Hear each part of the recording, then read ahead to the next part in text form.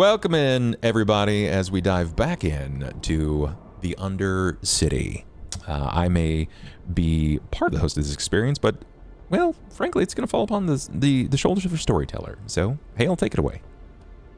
Hello. Hello. I'm Hale, the beneficent storyteller of the Undercity game. If you are...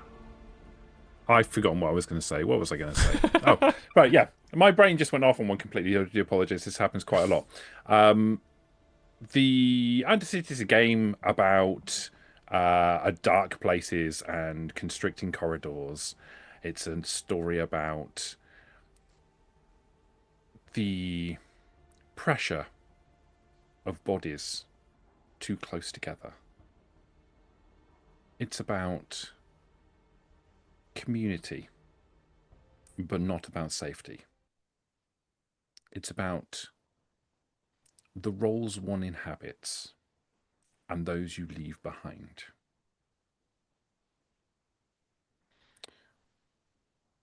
It's a story in which we encounter all sorts of different things, and some of those things aren't going to be nice. Some of the things that I'll describe this evening, some of the things that our players, our wonderful players, who are all lovely people, even Sloth, some of the things they're going to do tonight are probably not going to be terribly pleasant. As a result, I would like to take this opportunity to say to people, take care of yourselves. If what you're hearing is causing you any difficulties, please feel free to take a break. It's not going to last for a huge amount of time. Go and grab yourself a drink. Come back a little bit later on and join us when we're happy and comfortable. The players won't have that option. They're going to have to sit through all of it. Let's do a little recap. Bub, would you like to volunteer somebody to start the recap? I would. Yes, I would. I am going to volunteer Kirby! Of course you would. Kirby. Beautiful, resplendent Kirby. Start us off. Who are you talking about? Because that's not me. That's you. That's you all the time, every day. Who was it? It was Tori, right? The dot or the transporter picked up. No, it was Sally. No. Yeah, Sally got picked up by the transporter after we wished her free with the urchin. Yes. Yes, you're And quite right. the transporter did not end up well. Was the transporter by himself? He was with the courtesan for a minute and then not with the courtesan. Yeah. Because the courtesan distracted 4 of the 5 guards that were on him. That's right. Drew them away into the crowds. But one of the guards, one of the heavies, was left behind. Courtesan. You were there. You saw. I would go to the transporter, but I would like to hear what the courtesan has to say about that. So the courtesan did her best to distract as many of them as she could while looking like Tori, because we had a whole different plan in mind, but of course when you're dealing with the urchin, shit kind of goes sideways sometimes. And shit did in fact go sideways. Sally ended up in the meat packing plant, where she was about to become meat. And unfortunately, we had to act very quickly. The courtesan did her best to distract so the transporter could do his thing. And unfortunately, um, it mostly worked. It mostly worked. She ended up getting lost in the crowd. She made herself look like someone else, just random McRandom face. And we thought that things were good, but it turned out not so much, because the heavy that followed the transporter, got a couple of, what was it? I think a shot and a stab off, and the transporter ended up in a really bad way. And Sally couldn't do anything about it because she accidentally got knocked in the head during the escape. Yep. She was knocked unconscious. Yeah. None of which was my fault. No, to be fair, I'm going to make this super clear. A series of unfortunate situations happened. There were some good ideas, some daring ideas. And had they panned out, it would have been really cool. But unfortunately, fate in Undercity can be fickle. The city likes drama. And you gave it a healthy meal. Yeah, I got shanked in the kidney, Yep. and then my guts opened. Yep. And you smashed Sally's head into a killed him. wall. And I didn't do that. Yes, you did. No. You tried to jump through a hole and you didn't quite get enough successes, and you got through and you left her in the wall. Or rather, off the wall. You bounced her off the wall and got into the hole. Yes. She was still there. You wouldn't. She was knocked out by that. She wasn't killed. Yeah, she's totally fine. Yeah. It's fine. The courtesan didn't see what happened, so we totally blamed that on the cousin. Yeah, 100%. So it worked out anyway. But the transporter I managed to them put any down. Different. Yeah. Transporter managed to put down the heavy, but not before the heavy landed one final critical blow, which knocked him unconscious, and he was left bleeding out. Yeah, I was dying. Yeah, Jackson. Yes. What happened next? Well, the rest of the party was down in the pipes, getting ready to go deal with a hard to describe monster and a missing body. Then I believe, was it the courtesan or the urchin showed up first? I think the courtesan showed up first. Indeed. Then the urchin showed up. Then the urchin gave us back our transport in exchange for stealing a unconscious doctor's scalpel. I was going to say, the doctor had a fit. He had a panic attack. Fit coming down into the sewers, into the pipes. So, yes, there absolutely was. There was some consideration, some thinking about what you were about to do. And, Doctor, can you remember what happened to you? Which time? So you thought about the creatures, or the creature, rather. The thing in the dark. Oh, yeah. I mean, I can tell you both, actually, mechanically and narratively. Mechanically, I botched a series of rolls. Quite poorly so. Narratively, I was overtaken by the anxiety of the aberration lurking below in the dark after my discussion with Billy? Was it Billy? Billy Sullivan? Billy Sullivan? Yeah, the Sullivan guy. How he had discussed with us that being down there is a mistake. That we do have a very small window to retrieve the body up to this point, but that he gave us a little extra time. But sometimes things creep up from the dark, and there are some horrific things down there, and that started to eat into the doctor's mental. And as we got closer and closer and closer, the dread and anticipation set in, and it basically made him have a panic attack. And the panic attack led to him more or less blacking out into a pile of, I guess what I would say is the Undercity's runoff. Sure. Yeah. The unpleasantly colored, odor-rife fluid that runs through the center of the pipes.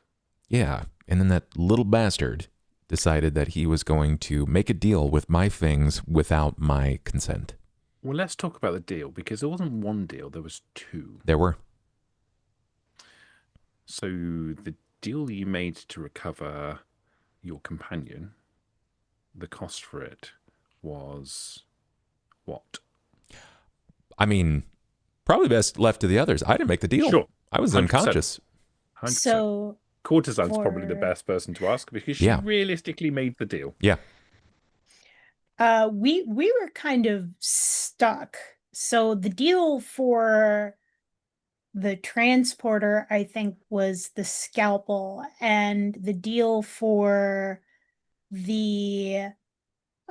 for Sally was the courtesan's memory of her mother. Yes. A mother's face. So to clarify, it was specifically the memory of her mother's face for Sally and the scalpel from the doctor. And you asked a question about that. You said something about, well, it's just a scalpel. Do you remember what the urchin said? Oh, it was something along the lines of, he was hinting that it was more than just a scalpel. It was the doctor's security. It's the thing that makes him feel safe. Yeah.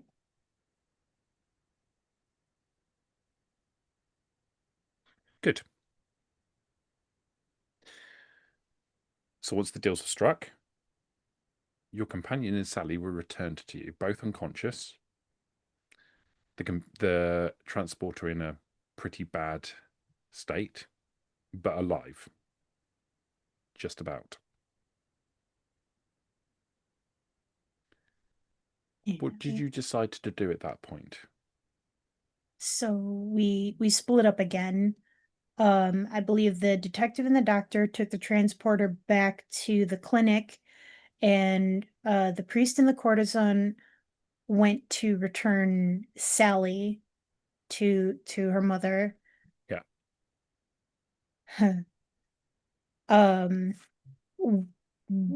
The courtesan and the priest kind of, it seemed like they were going to end up in a bad spot until the priest showed that we had Sally, and we were kind of sort of expected. Things turned out more or less all right. There was a tearful reunion between Sally and Tori. And when they noticed the goose egg on Sally, that's when the courtesan was like, I don't know, it was probably the cousin. And there's gonna be a fight over that. Yeah, And because the Kingstons tooled up to go and speak with the cousin at that point, didn't they? yeah, the Kingstons were pretty pissed off that one of theirs got injured. It doesn't matter how severe or why necessarily, or so that's what we were led to believe. But we made friends with the Kingstons, yay! And they said that they would look after my girls while we figure things out with Billy and all of that hot garbage. And we were also gifted some strawberries, You were indeed. which is going to become relevant. Beautiful, succulent strawberries. Yeah.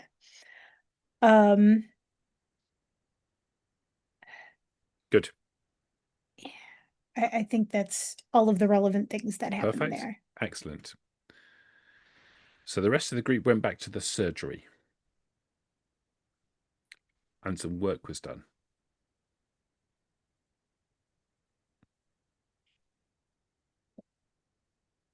The transporter was patched up and regained can't speak, consciousness. And a decision was made. What was your decision? I'm only maimed now. Yeah. only moderately maimed. This is fine. Well,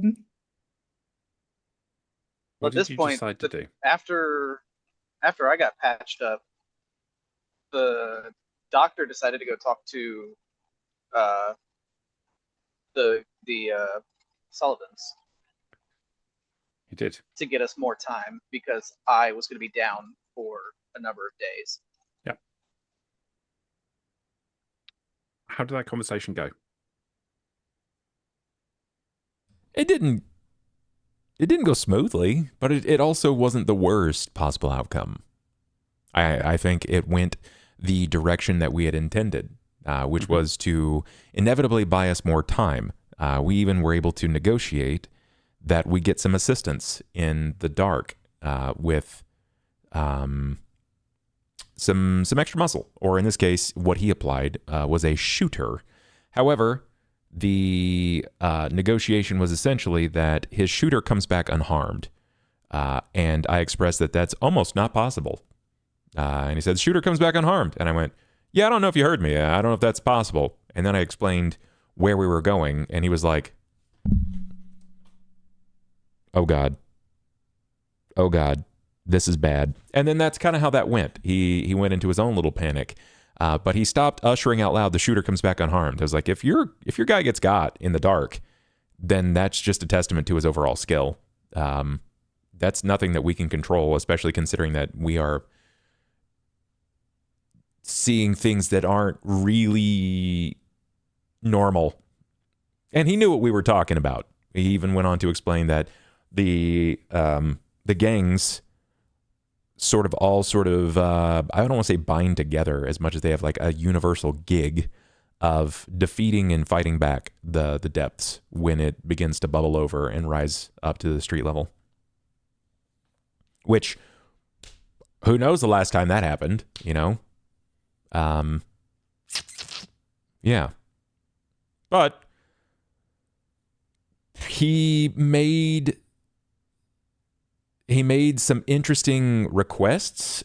He specifically asked that the priest don't spread rumors about certain things. What were those? I can't remember necessarily what were those things that he said, like, don't talk shit. I know how you like to talk, priest. Please don't spread information on this. I don't remember what it was exactly. I think it was something to do with, it might have been the stuff about like how they're dealing with the stuff in the dark, or it might have been that he had a moment because of the stuff in the dark. So it was to do with the assistance that he was offering you. Yes. Right. Like, he isn't allowed to offer you assistance in the way that you're asking for it. And happy's not the right word. He's offering you that assistance, but it can't be something that gets out. Right. Like, mostly he was just eager at this point to get his nephew back. Yeah. That was the big telltale of that, was getting his nephew back meant more than the work. Like, he was sort of, it's not breaking a law as much as it's sort of like an unspoken thing. Like, we can't be seen doing this. We can't talk about this. Yeah. That was my takeaway. Yeah. 100%. So after your conversation, you got back together again and you made a decision about when you were going to go. Do you recall how long you were going to leave it? I think we convinced him 3 days, so we were saying that we should probably leave after 2. Yeah, that's what my brain remembered in that moment, was like 3 days. Yes, 3 days. So how long are you actually going to wait before you go, given the fact that the transporter is still quite gravely hurt and it's going to take him time to recover? It's a great question. I guess we kind of tabled that, right? Yeah, I don't think we actually got to discuss. We had one more thing. Yeah. We had one more thing that we did. Yeah, which something else is happening. it was with Kirby. We saw the detective. he went to speak with the uncle Yeah. to drop off a gift from the doctor. It was proof of the Turks' involvement with missing packages, fresh fruit for what was supposed to have been for the royalty. That seemed to pique the interest of the uncle when it was brought up in passing, and this is proof of that. This is what he's hoping will afford them some proof in the action, that the doctor is sort of like, told you I'd scratch your back. This is me scratching. So here's the proof of that. Yes, you're quite right. So I think we left off there with that information. Is where we left off. Yeah. Does that sound about right? Sounds good. Okay. Okay. So I need to know how long you're going to leave it before you act, or if you plan on doing anything before you act. Because we're going to jump straight to the point where you're acting, but I need to know how long it's going to be because it's going to affect the transporter's general state of health. Well, that's I had I was going to ask if there was any way that I knew of anyone in Undercity who can make poultices or any way to speed up my recovery. Being as the kind of job that I have, who would potentially need these kinds of services every once in a while, is there anyone who could help me? Yeah, 100%. So you're quite correct. You are well connected in Undercity. And while you're currently inhabiting, well, the mind that's inhabiting your body doesn't necessarily know. Your body knows an awful lot, and it triggers. Sometimes things trigger on your brain. There is definitely occasions that you can remember little flashes of times when you've got hurt, and there's always somebody that you've been able to go to, and that person is standing right next to you and is the doctor, who is the avatar of all doctors in Undercity. Well, I didn't know if there was like an herbalist or an alchemist or... Yes, there are I don't know. alchemists and herbalists and doctors and physicians and veterinarians and dentists, and all of them come under the purview of the doctor. Yeah, dude, I guess I'm kind of a big deal here. So you're gonna have to stay I'm kind way of down. a big deal, Princess. I mean, he's such a big deal. He has other doctors working for him. Mm-hmm. Okay. I mean, it's not necessarily like that. It's not like he's everyone's boss. He's all of the medical practitioners, representative. He's the avatar of everything that it think of it like he's Texas National Guard are what? He's like the Texas National Guard. Yes. He's the Texas National Guard of doctors. Then barring that, again, are there any He wants to say other without offending me. It's my favorite. No. Is there a way that the doctor could procure, per se, I don't know, speed? My man's looking for amphetamine. I'm looking for amphetamines that would be able to, wane some, maybe negatives in any combat abilities that would, okay, I can take this for this span of time, but after that span of time, you're going to get, it will heal, it will quote unquote heal for 2 levels, but once we're done, or once a certain amount of time passes, I gain 2 other levels, or another level of injury, something that will I understand put what me you're saying. up, get me ready, and then potentially. I get you. He's looking for a medical fluffer. Yeah. Right. Yeah. So, make a.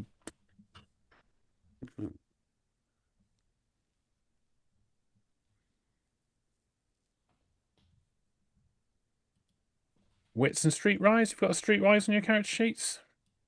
I Character sheets. don't know.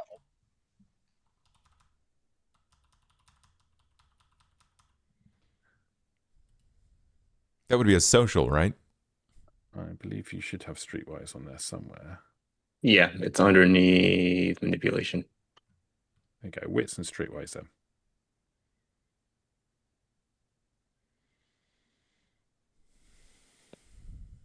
Okay. Roll for me, Big Daddy, and tell me how I did. Are you wanting that from me or from him? I can do that for you. I'm saying our in-game characters. Are you wanting from the doctor or are you wanting that from the transporter? No, from the transporter, if the transporter's Okay. thinking about it. Is there any way that the doctor could help me with this? Yeah. Being one who knows drugs and stuff. So the doctor can also make a wits and streetwise roll. Every 2 successes you get will add a die to his pool.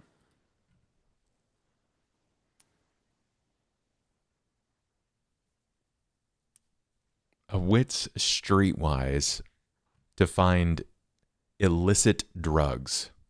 It's not so much find illicit drugs, but more specifically find the people that can provide it. So it's really easy to get basic, like the normal kind of Like downers. Downers and uppers, like super simple, basic bog standard stuff that people take all of the time. It's really easy to get that on the streets. But to find the kind of things that you're looking for is a bit more specialized, and you need to know the right person to go to. Could I make some? If you had a lab, you absolutely could. Your We're surgery gonna isn't have to a lab. find the pharmacist. If you had access to a lab, you absolutely could do so. Okay. I know what we're upgrading the Haven with next. Could I I mean, I guess I got to find one first before I can try to talk to them. All right, sure. I mean, let me think about this a bit more logically, because you're the definition of doctors in Undercity. Yeah. You don't necessarily have a lab because that's not your specialism, but again, when you think about this, you get little flashes of inspiration. Yeah. From things that have happened in your body's life. You get little like snippets of people's faces and the concept of locations. You see back rooms filled with test tubes and flasks and bubbling substances. A few people come to mind you could knock on the door of. The main one probably is the pharmacist, as the courtesan's pointed out. Like he doesn't sell illegal drugs, but he does have access to a lab where he can manufacture his own stuff. Sure. I guess I could do something like that. Pharmacist is an old buddy of mine. Sure, we go way back.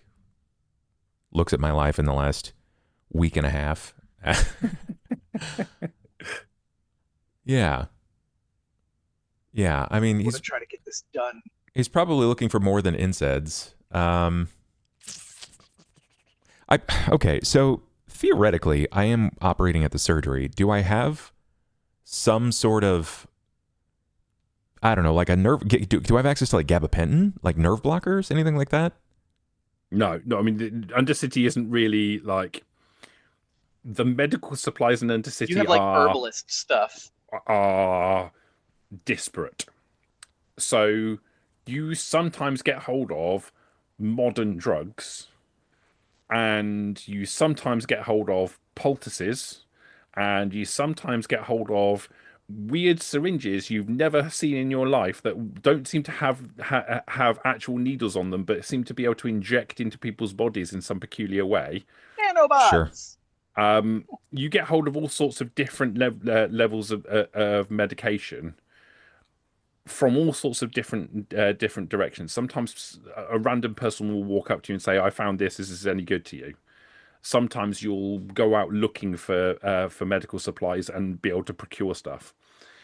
It's not your medical cabinet is not like a modern doctor's medical cabinet. It's filled with random stuff. Okay, then I will seek the pharmacist. Okay, you can easily find the pharmacist. You know, you from your flashes, you have an idea about where he is in Undercity. He has a shop on the Middle Market, not actually that far away from your surgery. Okay. Okay, then I'm not going to go with company. I want to make this look like a doctor's a peer-to-peer visit kind of thing. Mm-hmm. Okay. Our camera comes up from behind a shelf as you walk into the pharmacist's shop.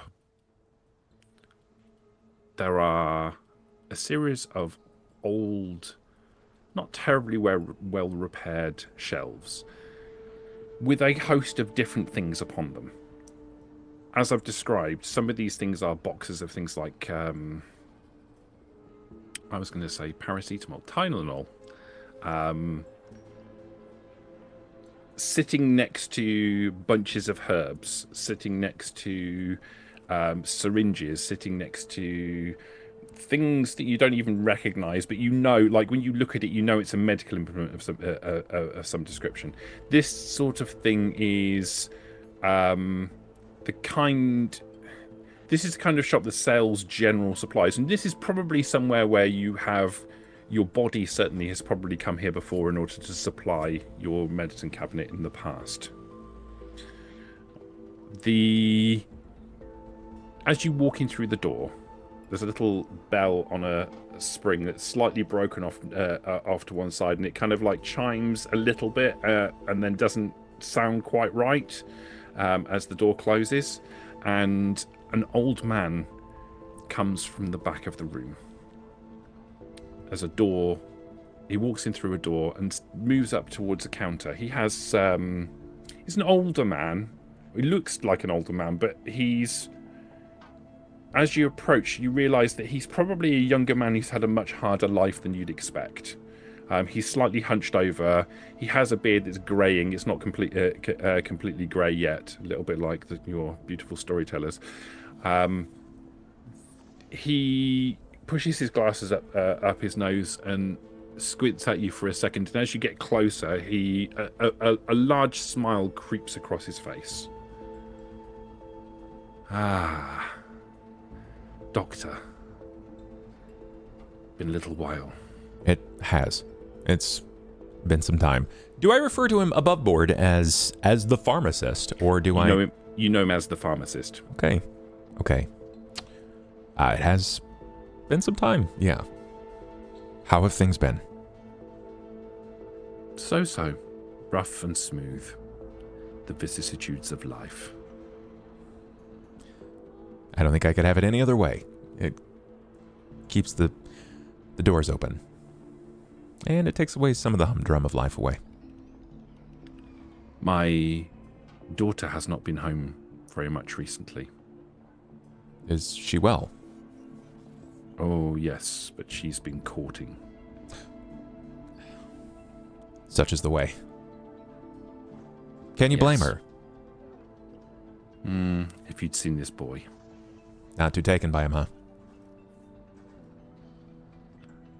I don't know what he sees in her. Or rather, what she sees in him. I know what he sees in her. Well, we're oftentimes blinded by love.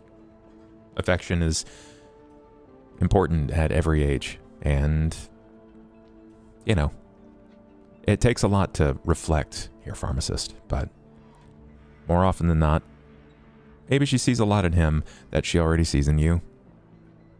That might be why you're not a fan of him. Perhaps.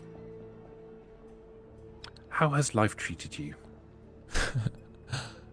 The road has many dangerous turns, and I have found myself rather tired as of late.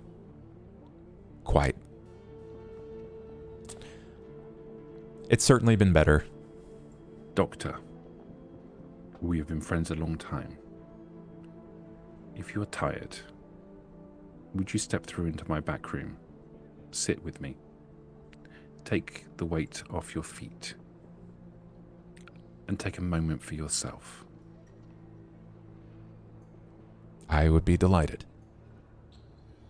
He lifts the counter, so the counter's kind of a large kind of off-white block, and he lifts part of it up and allows you access behind the counter, and he steps and pushes the door open to the back. I walk in, finding a familiar chair. So the back room is... The back room of the shop is it obviously used to be someone's kind of what I would refer to as a living room, like a sitting room. Okay. There is a very threadbare sofa and a armchair in here. But there's also a row of tables and what looks like an old kitchen unit all along one wall, and there are flasks and metal containers and things that are burning and bubbling. There's a fully equipped lab at the back here. Okay. He gestures towards the chair and the sofa.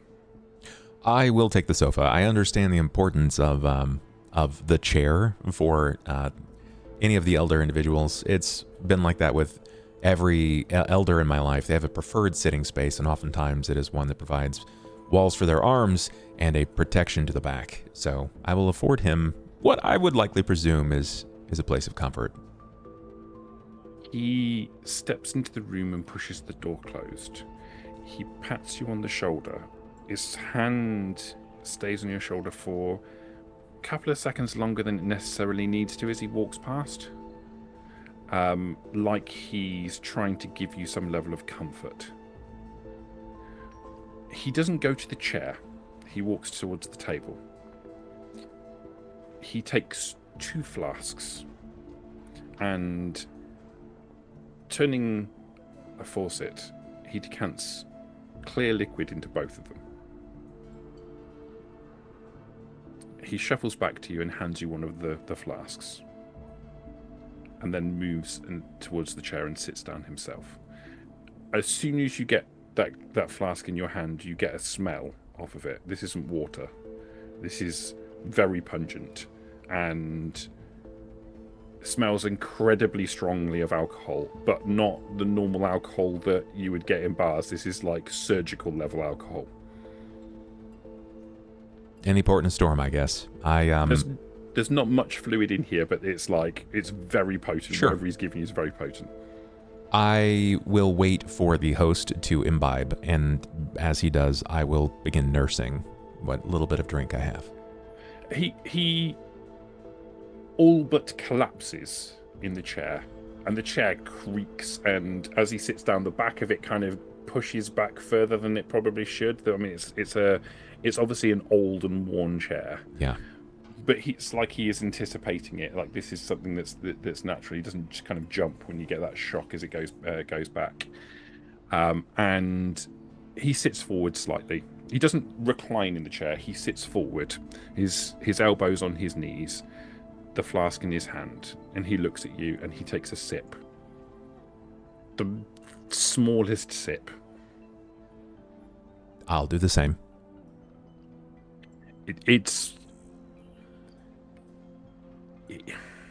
It's basically surgical alcohol that he has made into something that's palatable that you can drink, but you don't really want to drink too much of this stuff. Sure, it's probably distilled several times over. Yeah. And it burns.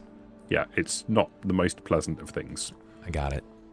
I will show that on my face, as drinking has probably not been something that I think the doctor does a lot of, just like sharp as ever.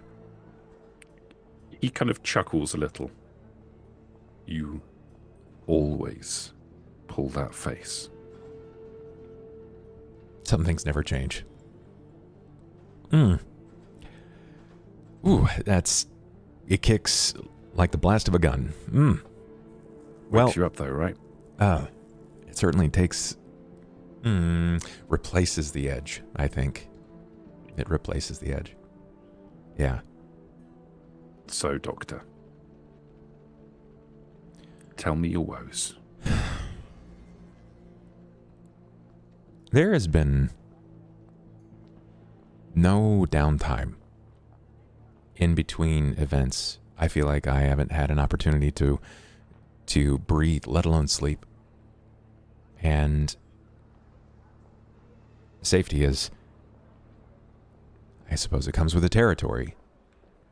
I feel like I am only safe because of my role. But I suppose that's the nature of home. It's the nature of Undercity. I digress. Like I said, some things never change. But I feel like there has been a new wind.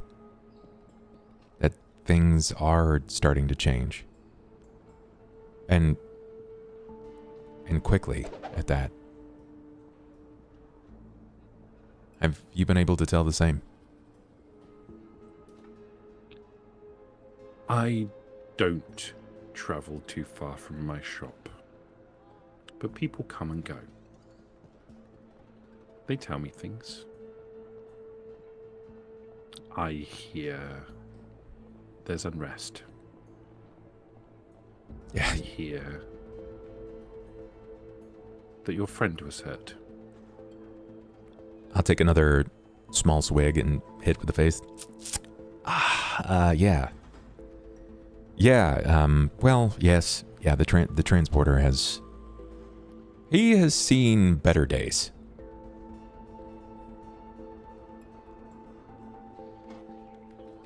Yeah, he's seen better days. But that's part of why I'm here. You see, we found ourselves in a bit of a predicament. And we are trying to roll with the punches and make the best of a rather hot situation. He's been injured. What is to do? And I need some help. Okay, what do you need? Well, pharmacist, we're being forced to act, and I have done everything in my power to stabilize and to save him. And I think I've done, given all things, a rather marvelous job. I've done my job. And he'll be fine with time, but time is not something that we have in vast amounts. We are being forced by one of the gangs to go into a dangerous place, and he has to go as well.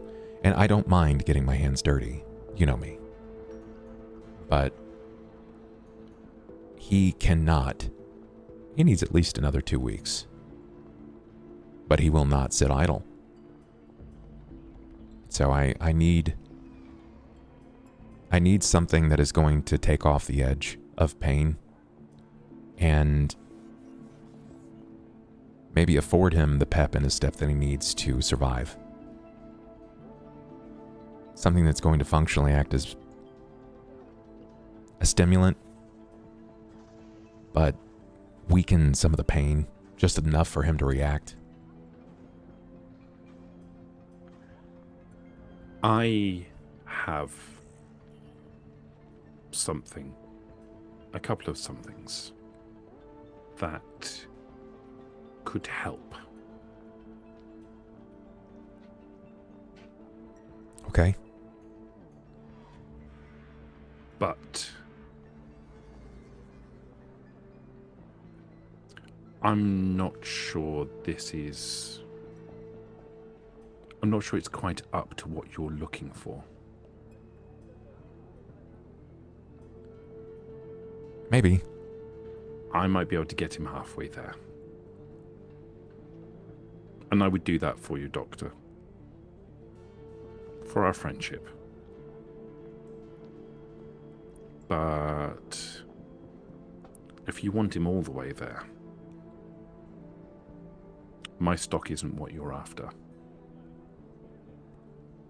But I know a guy. I'm not trying to see him harmed or killed, and I know that street pharmacy, while it can be credible at times, it is not quite what you provide. So I'm not going to seek something that is going to lead to more harm than not. Even if it's something that I have to apply to him multiple times, I'll stick by his side. But I'm going to defer to your skill here. Well, like I say, you've got two choices. I will help you if you're asking me for my help. I will help you. I can help you one of two ways. I can either give you something that will take his pain and boost him a little, but it probably won't do the full job. It's safe. If you want him fighting fit, I can't do that, but I know someone who can. That person, that comes with a cost. Not from me.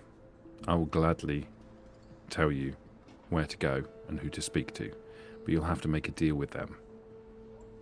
And that kind of stuff, that comes with a cost to pay now and a cost to pay later.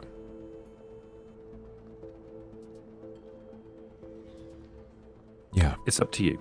The choice is yours. I will help you whichever way you choose. If this wasn't so time sensitive, I would just refer to whatever you offer, but given the nature, I think I might have to rely on something like this. So please, put me in line. Okay.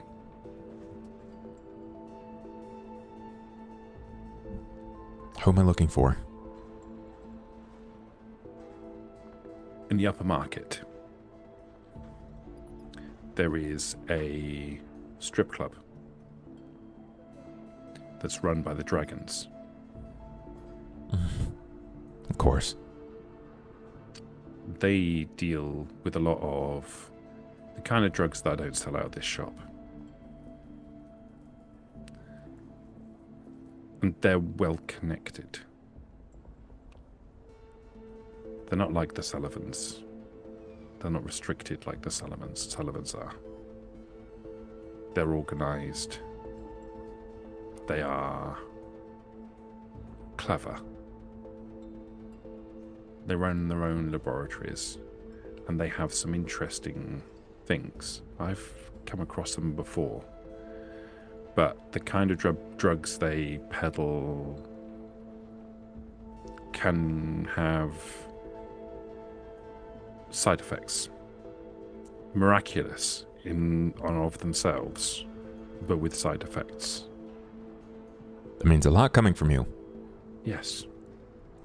I admire them. Then how will I overcome their protections and the initial hand-waving of getting in to see them? Because you know how some of these groups can be. It's all about knowing someone and what have you, unless they're actively looking for clientele and they're ready to accept me with a warm welcome. Doctor, you can use my name. I've had dealings with them multiple times before. I respect their chemistry. It's an art form, really. And they're artists. I don't share their morality. I wouldn't sell the kind of things that they sell. But their chemistry is second to none. They know me. We respect one another. You may use my name. Very well. Then, as time shan't be wasted, and I'll just drown the rest of it as much as I can. He grins. I'm not going to waste any more time here, or wasting yours. Oh. Speak to Ken. I'm going to speak to the sommelier to get you something that is sweeter than this. This is not... Oh, God. It's too much. That's part of the ritual of this. But when this is all over, and you have dealt with whatever it is you've dealt with, I will take you up on speaking with a sommelier. We will go and eat together. You and I. On me. That is generous. So you said Ken. Ken. Ken. Got it. I kind of push myself up from the couch. You know, I'm guessing it's as broken as his chair, so it'll take me a moment to kind of find that stiff spring to push myself up. And he doesn't look at you while you're doing it. He kind of deliberately looks away because he knows how awkward it is getting out of that thing. So he just kind of looks away and just waits for you to do whatever it is you've got to do in order to disentangle yourself from the sofa that's currently trying to consume you. Yeah, slowly but surely. I will thank him. I extend my hand out as a courtesy shake, and I will bid him adieu, and soon, to the sommelier. Ken at Neon's. Without missing a beat, that is directly where I'll head. Okay. You going by yourself again? Oh yeah. I'm going to make this as difficult on you as possible. No, it's not difficult. I've got one person to roleplay with while everybody else watches. It's all good for me. Got it. Did you want to hit the others before we dive into this, or...? Sure. Does anyone else want to do anything while this is happening? I mean, I was on my way to the uncle with the strawberries. Ah, right. Okay. So... Yeah, he had to dip before we could get to that. How are you... Where are you going? Let's ask that question first. Where are you going? The last time you had a meeting with the uncle, it was in the upper floors. I'm going to where I last remember the meeting was. The best place the only place I know, really. Okay.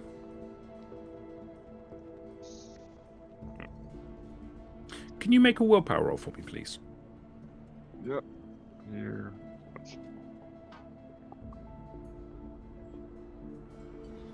Advanced.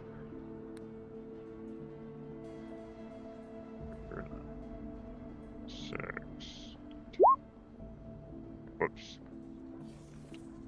Need 4. Come on, detective. I know you've got more willpower. No, than yeah, that. I hit the wrong one. Why is it You 20? could just go get lost in the back rooms and then find the urchin again. There.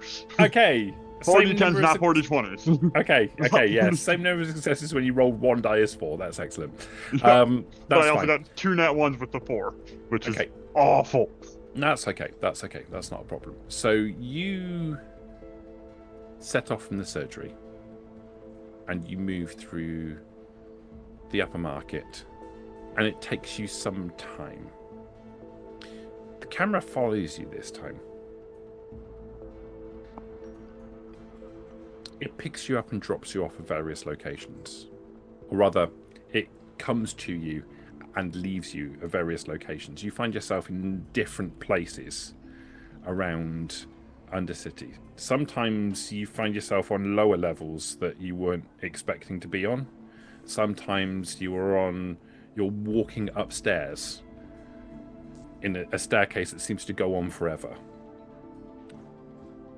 Eventually, the camera catches you as you walk around a corner, moving towards a staircase on the very outskirts of the upper market. The Sky District, rather. As you move towards the doorway, you can see there are 2 individuals. One quite large, bulky man wearing what for Undercity would pass as a very well-tailored suit. It's old, but it's well looked after. Standing next to him is a woman, shorter and more lithe, similarly attired, wearing a pantsuit. As you're walking towards the doorway, they clock you, and as you close in on the doorway, they move towards you. Is the uncle here? What business have you got with the uncle? the doctor sent me with this package, and I'll lift up the basket I have of the strawberries to show them. They look at each other. You see them. They do some kind of sign language to one another, and the man eventually sighs, and he turns and he walks up the stairs. She holds a hand up.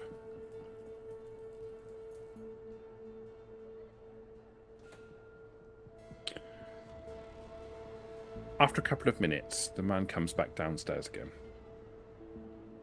He stands to the side of the door and pushes it open. Or holds it open, rather. Uncle says you can come up. I go up. Whoa, before you go anywhere. She needs to pat you down. Fair enough, I'll stop.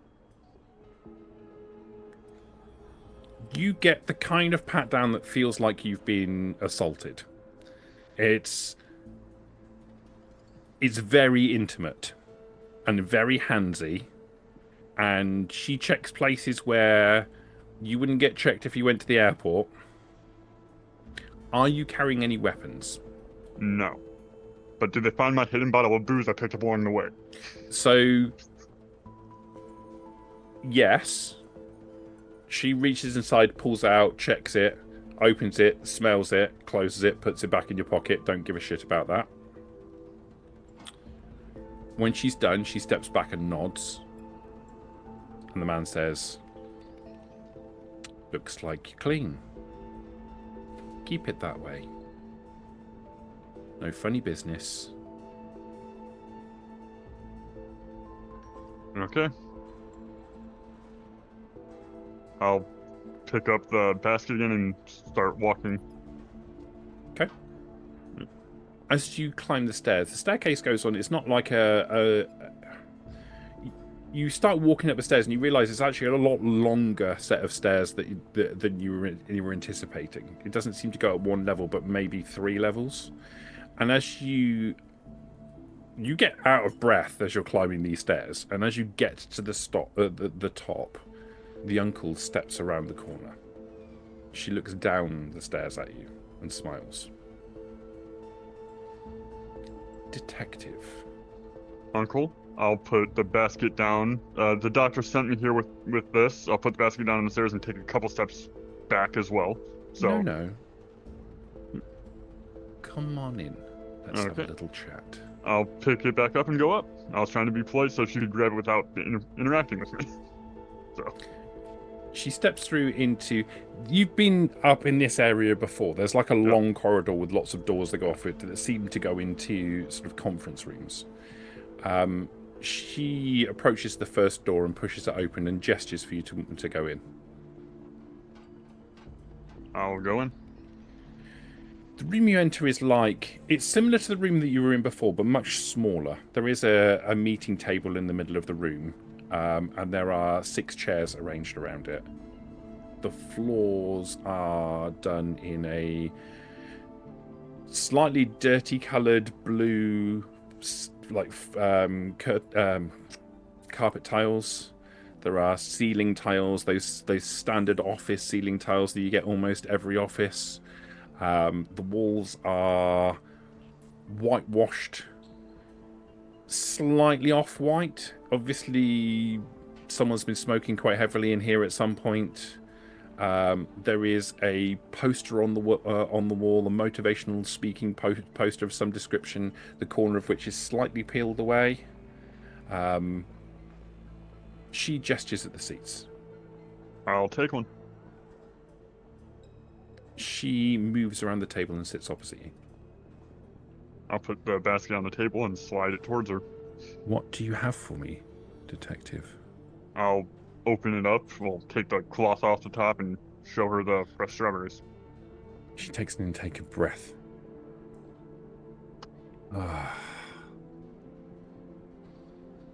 Where did we get these? From what I hear, the Kingston's gang has them. I wasn't there when we got him. I was just told to drop him off to you. Kingston's. Above board, that is not what we discussed at all. He's clearly misremembering. Oh, 100%. Do you want to quickly remind him and we'll retcon that? Yes, you got them, or in this case, the doctor got them from the Turk. Because the Kingstons were the person that provided it to us. That was to be hand-waved and forgotten completely. Yep.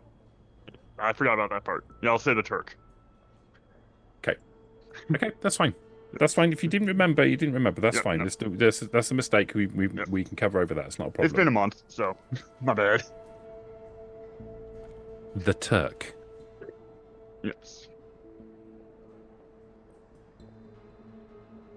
How? I wasn't there when we got him. I don't know what happened. Stuff happened. The transporter got hurt. I helped the doctor take the transporter to his clinic. I don't know how they got.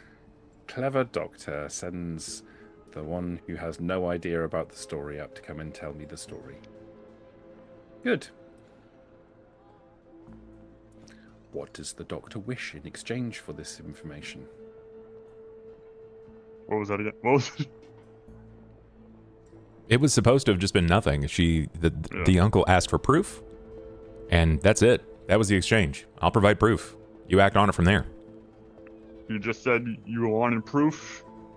He's supplying the proof. That's all he told me. Still, you're giving me something I didn't have. It is incumbent upon me to make some kind of payment available. Please inform the doctor. I am in his debt. Next time I see him, I'll let him know. We will be making inquiries. Direct inquiries with the Turk.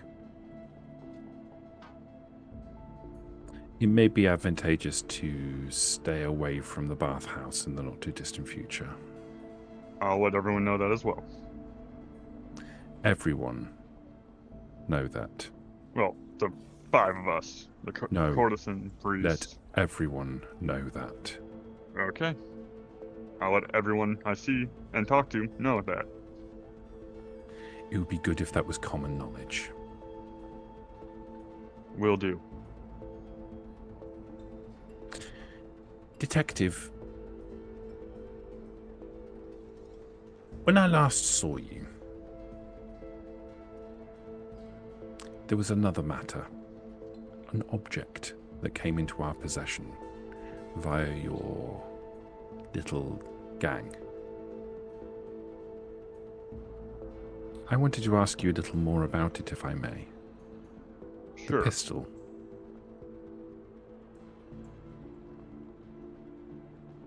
Whose pistol is it? We don't know, right? We didn't know at all. You want what we told them of the pistol or what we know of the pistol? She's asking a question. You tell me what the answer to that question is that you're giving her. As far as I can remember, we don't know whose pistol it was. Mm-hmm. We told them that it was given to the doctor to dispose of. Yeah.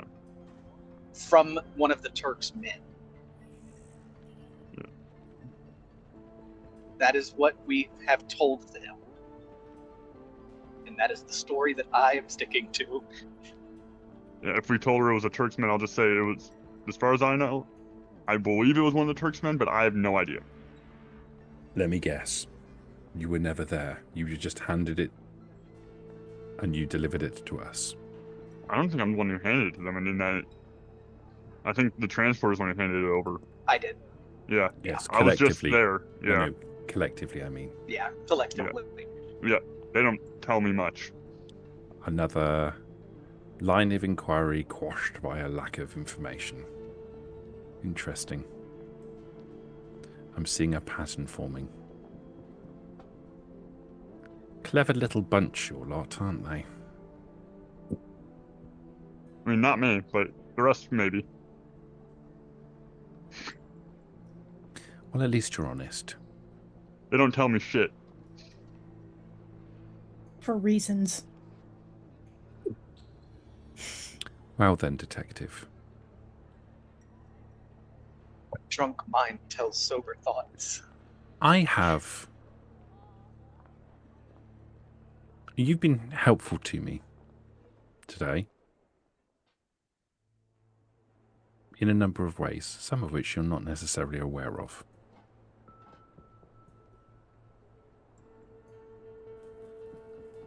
So I'm also going to tell you I am in your debt. And I'm going to invite you to come and see me again when you need something. Okay.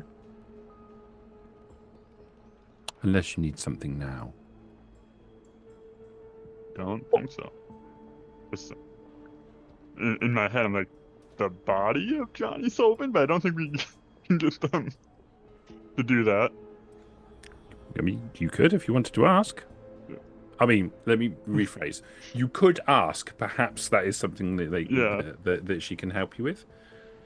If you wanted to impart that information. Yeah, I guess. There is a body I'm trying to go grab that is in the dark. Like on the edge of the dark in sewers.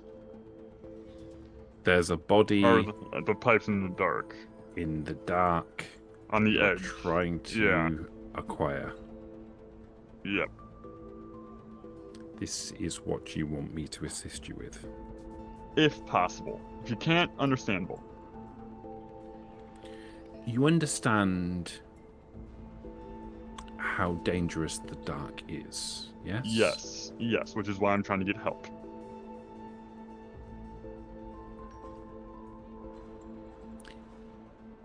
It would be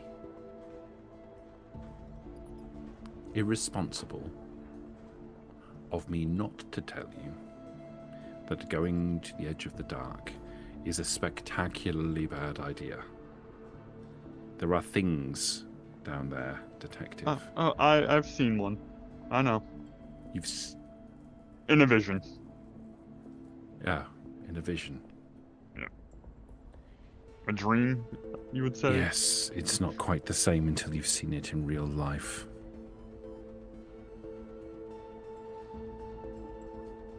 I wouldn't insult your intelligence to ask you if you trusted me. You would be foolish to do so. But trust this, if nothing else. No good can come from dilly-dallying at the cusp of the dark. I would not tread those grounds unless I absolutely had to, and I wouldn't risk my men. The kind of things those creatures can do to you, it doesn't bear thinking about. And my people have families. It would be a death sentence to send anybody down there. Like I said, if you can't help me, you can't help me. I understand why. I didn't say I couldn't help you. I'm just trying to give you some perspective on what you're asking. What kind of help? Just need to grab the body. And get it back. This body. Why do you need it? Surely there are countless bodies that you could acquire in this city. The Sullivans want me to gather it as a debt I owe them. The Sullivans. It's Johnny Sullivan. What? It's Johnny Sullivan's body.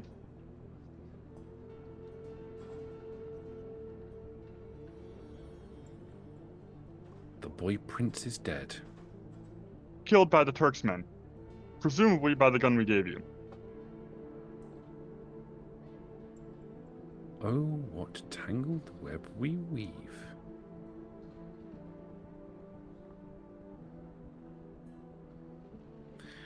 May I assume that you have come into recipient of this information, but you weren't there and you don't know anything more about it. Yes. Yes, I thought that might be the case.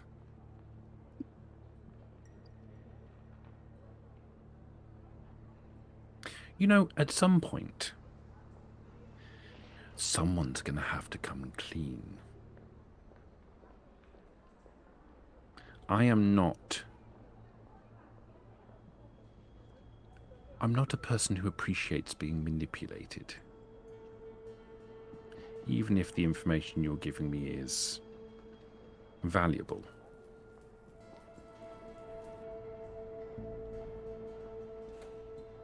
The next time we speak, Detective, I would appreciate a little more candor.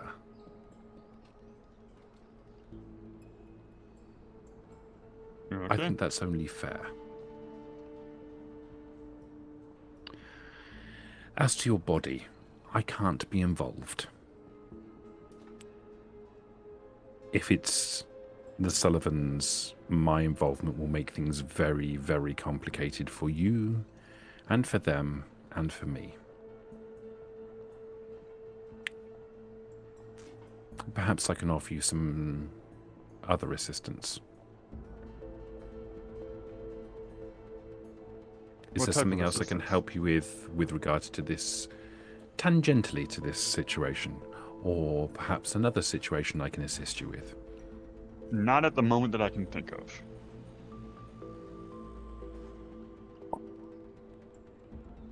Then let me offer you another little piece of advice. Be very, very cautious about dealing with the Sullivans. It never ends. Once you start with them, they never let you go.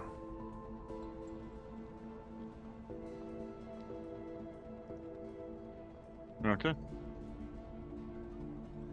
Best keep them at arm's length.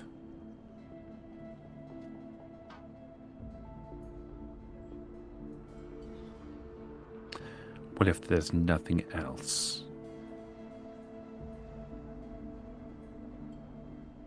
I got nothing. she stands and she walks to the door and she opens it and holds it open for you. It's been a very enlightening meeting, Detective, even if it has been short. Next time, perhaps we will meet elsewhere. Perhaps we can... Perhaps the Jupiter rooms. We can meet and enjoy our time a little more.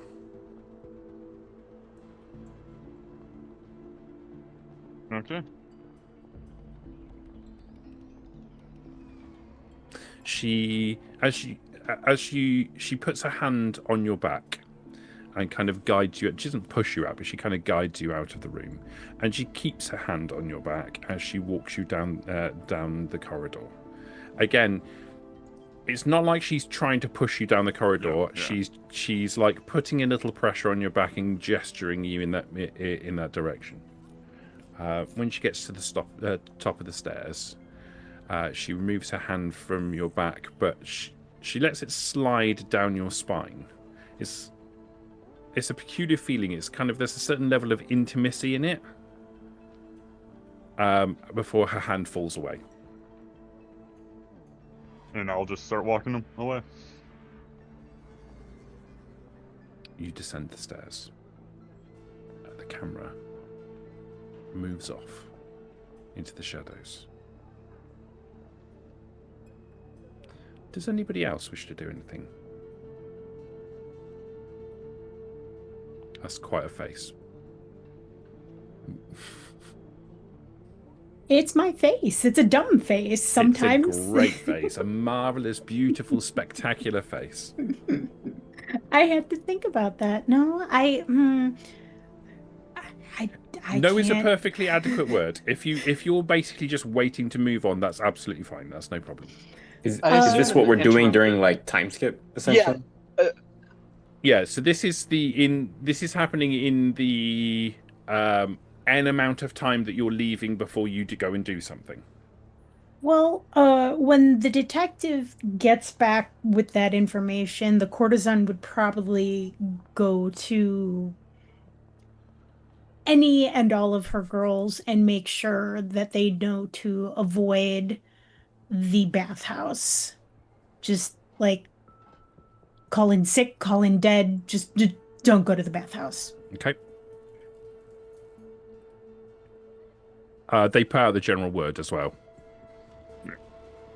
Anyone like any star eyes stopping on the way back, I'm telling as well.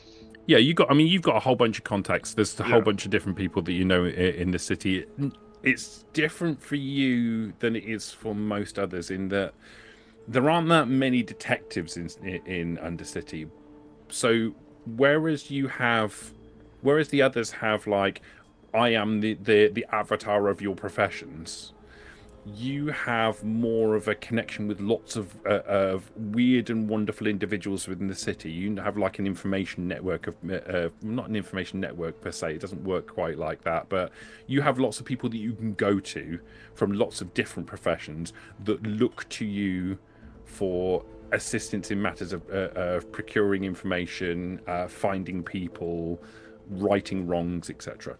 There is no police in Undercity. The closest there is the gangs, and some people are just not that happy to go to the gangs to deal with things. The families, rather.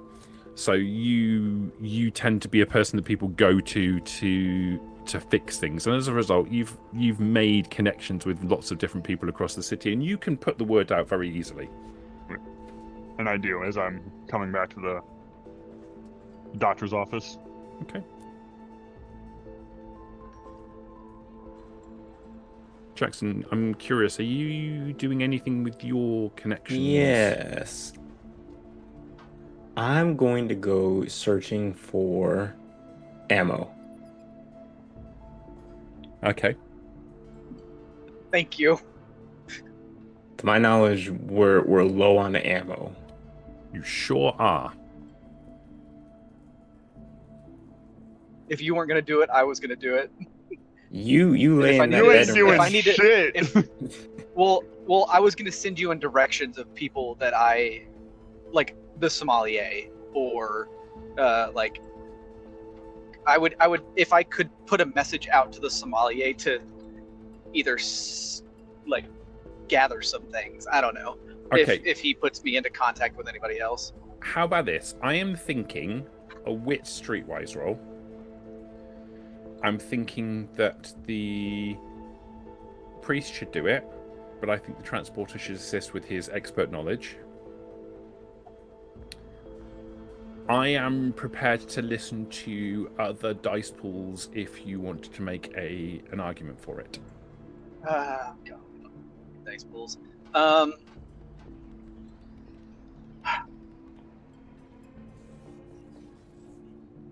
let's see here. I could.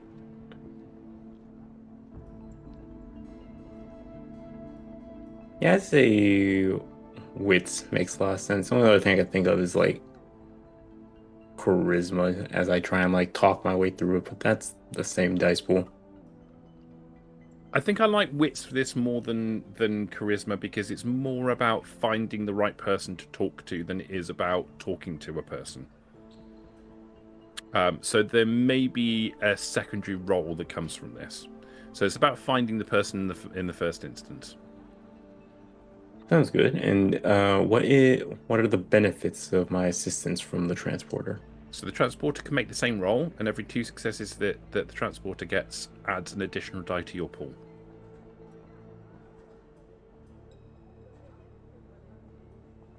You happy with that transporter? Yeah. It's about to roll I- 23d9 well- then. Like, I don't know. What's the matter? Stats. Trying to like see what I'm good in.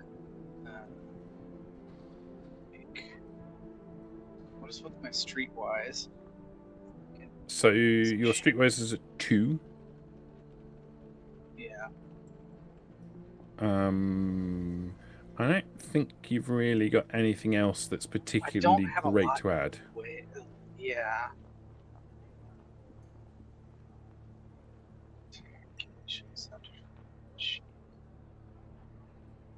No, not really.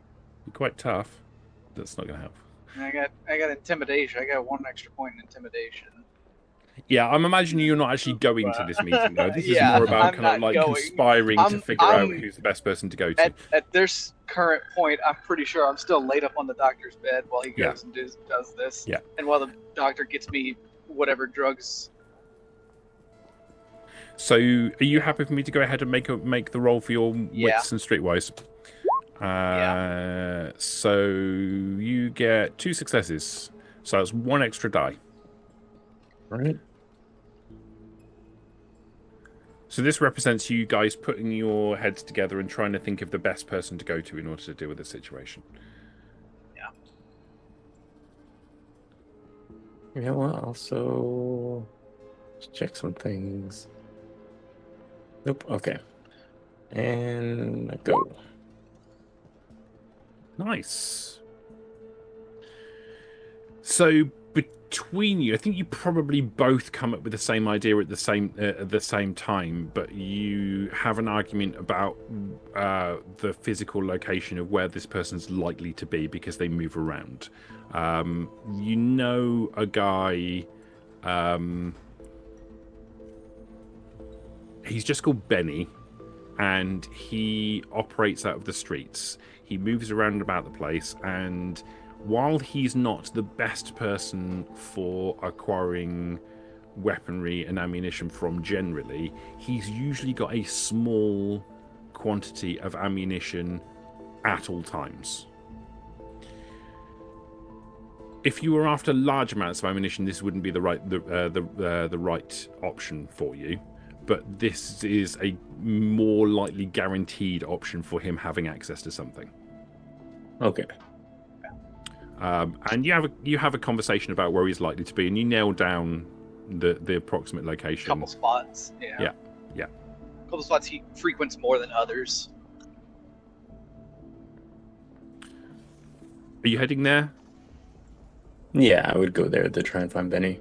Okay. So our camera will come up. It'll move out of an alleyway on the main street as the priest moves through a crowd into an area below what looks like a lamppost that doesn't have any light coming out of it, next to the alleyway. People seem to be avoiding this spot. You step out of the crowd, and as you step out of the crowd, a man steps out from the other side. He's small, he's balding, he's wearing a hooded like sweatshirt, threadbare hooded sweatshirt. It's a kind of dark, very dark brown colour. Underneath you can see he's wearing a very dirty white shirt and a red tie. And he has a backpack over his shoulder. He sweeps his hood back, and you can see he's balding. His face is pockmarked, and his eyes are absolutely clear, like bright. And he looks at you. There's a look of surprise on his face.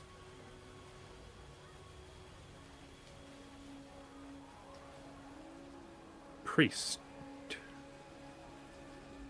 Benny. Now what business would you have with me? I'm simply running errands for someone you're probably a bit more familiar with.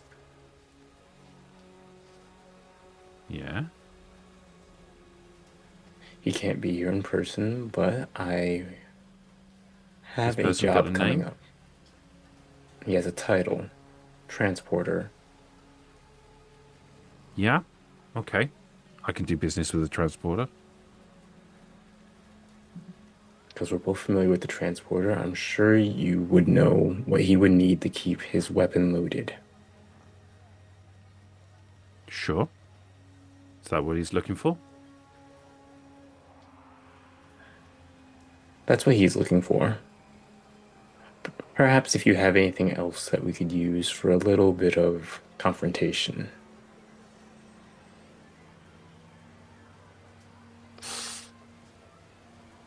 These are difficult times, priest.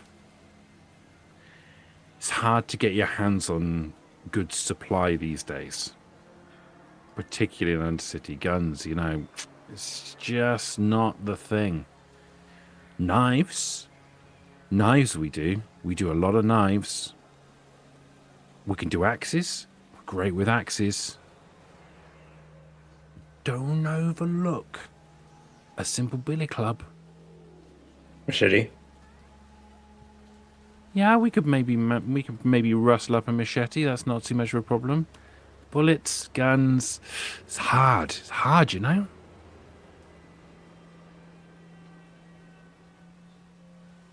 But I do hear you'd be good for the bullets. I Just a mean, few, at least. I mean, maybe I might have something in stock. We can have a look. What are we talking? I held the transporter's gun. What is it? Yeah, it'd probably You be shot at me with the a transporter's 9mm. I wish I hit you. It'd probably be similar to like a Beretta 9mm. Oh, I know. I know what he wants. And I would probably also tell you, if he tries to get squirrely, rough him up and he will fold. I know what he wants. I want to know how we're dealing.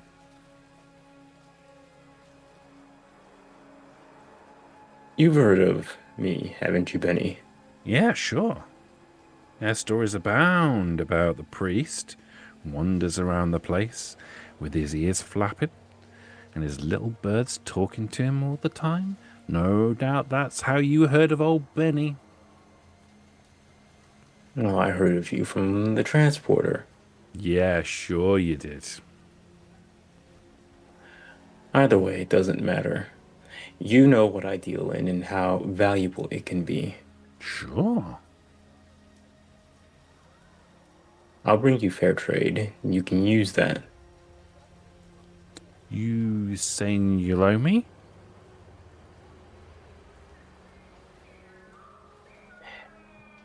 That depends. What kind of tender do you like? Secrets can be useful for so many things. Sure.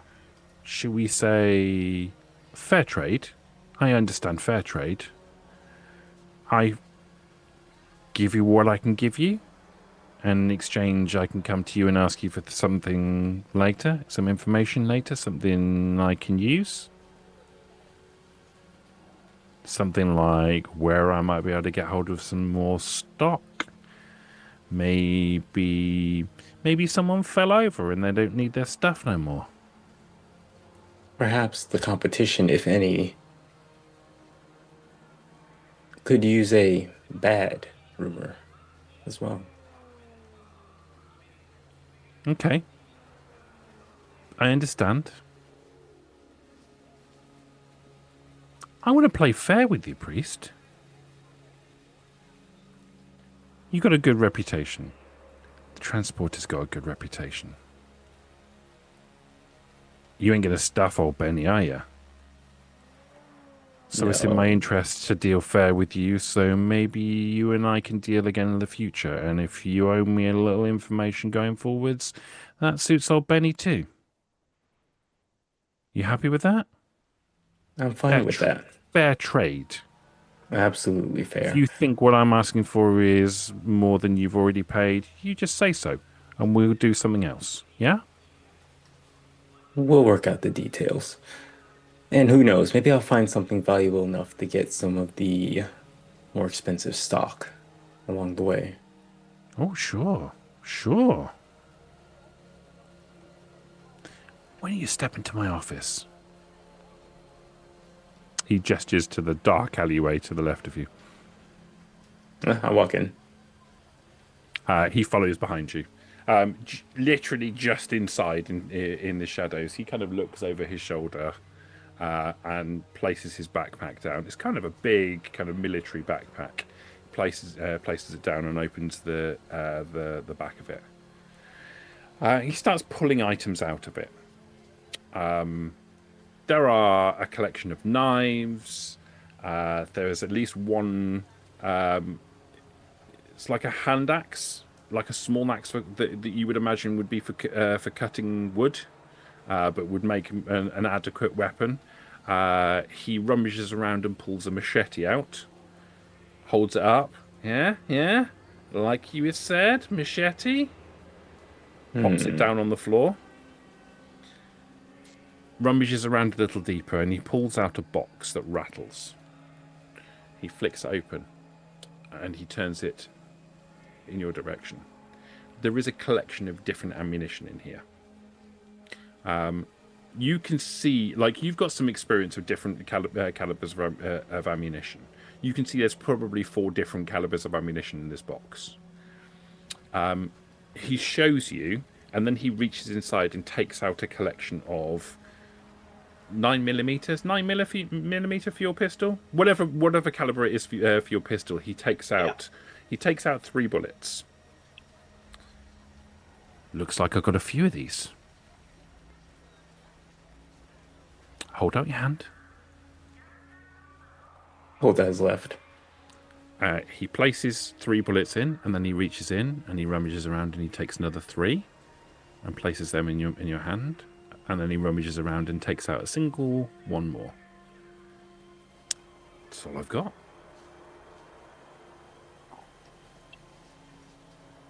Trying times, of course. Sure. But old Benny finds things. Old Benny's good at finding little things like this. Can always find more of these. Not a lot, but I can always find a little bit more. You come back to old Benny now. So what'll it be?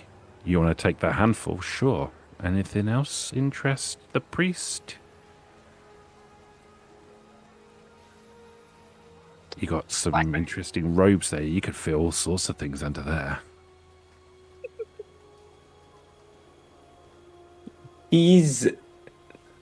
After he pockets the bullets, I'll reach down and I'll kind of test the weight, getting a feel for the machete. I mean, it's an adequate weapon. It's not. It could do with sharpening, but certainly would be an adequate weapon.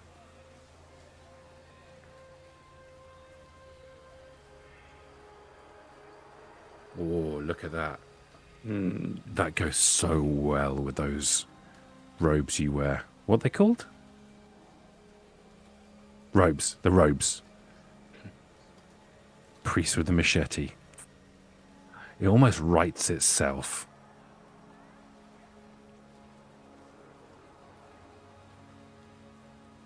You know, honestly, I don't know the exact name for these robes.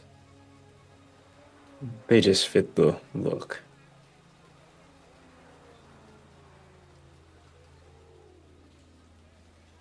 I mean, the machete fits the look too.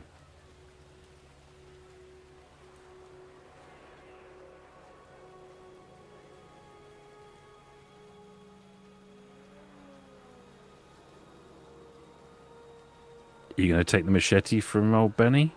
I'll take the machete, Benny. Ah, I knew you would. I knew you would as soon as you saw it. That look in your eye. This will do nicely. Yeah, you know it'll do nicely. You're going to do some good work with that.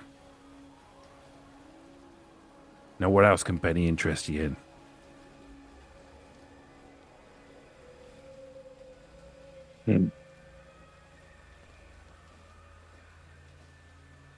Any leathers, something that I can have someone wear for a bit of protection. No. I don't deal in that sort of stuff. I exclusively deal with, stuff that kills people, not stuff that stops people from getting killed. That's bad business. You'd be surprised. People who go around killing often don't want to be killed themselves. Yeah, but then if you wrap them all up in armor, then they're more difficult to kill. Like, I want people as vulnerable as possible, you know? So you can go pick things up afterwards. Yeah, because when they're dead, they don't need their shit no more, and nobody can pick it up and sell it to someone else.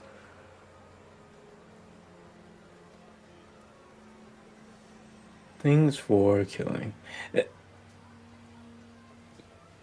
You wouldn't happen to have... You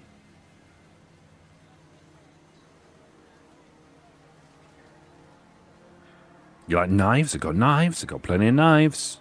I already have a knife. But you know, there's someone who I can think of that might need a knife. Can't have too many knives. I mean, a knife. Pfft, what if you lose that knife? Always good to have a backup knife, right? Maybe a second backup. And what about your buddies? Your buddies might need extra knives. It's always good to have a second knife up that sleeve.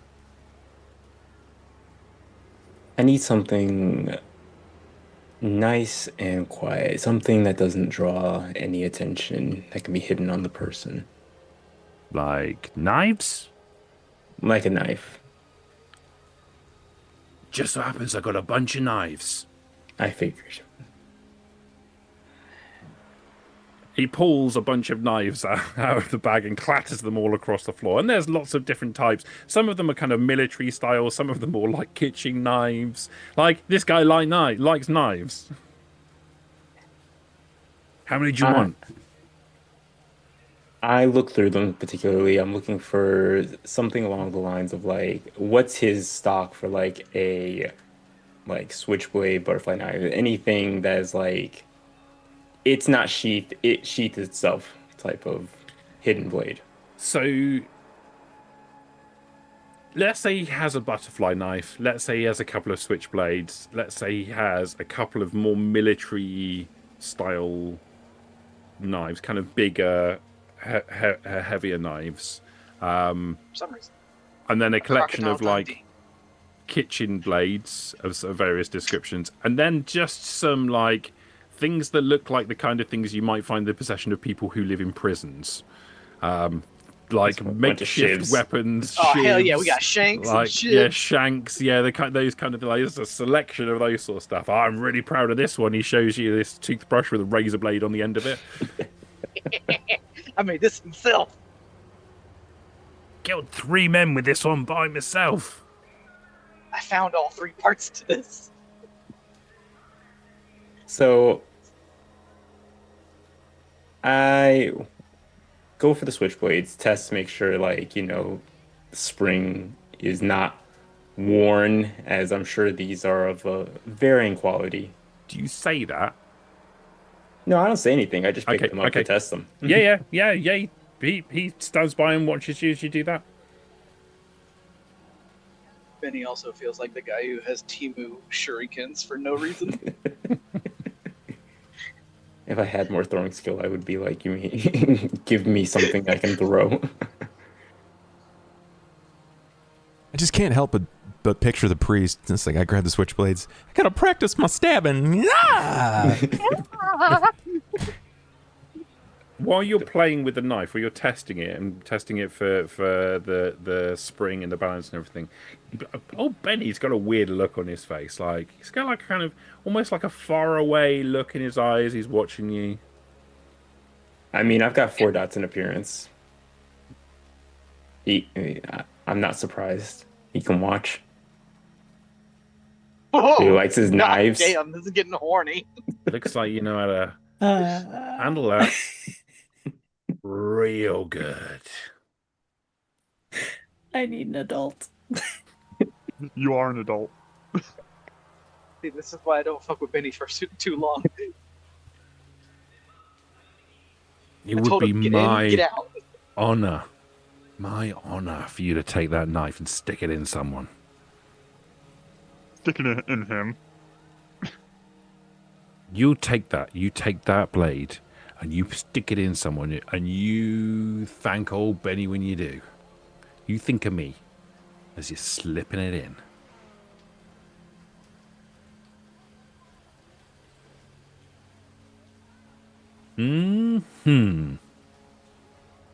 Best NPC so far. Careful, Benny. We're the only ones here.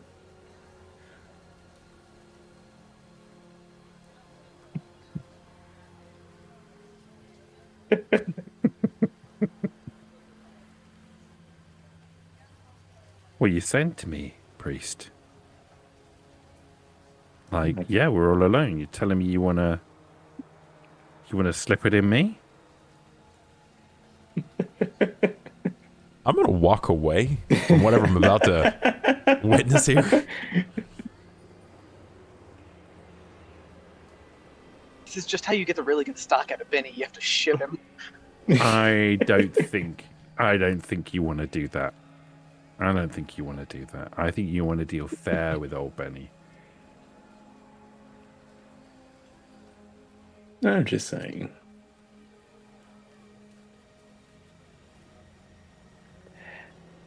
But of course, I will take this one. I'm sure you can imagine me.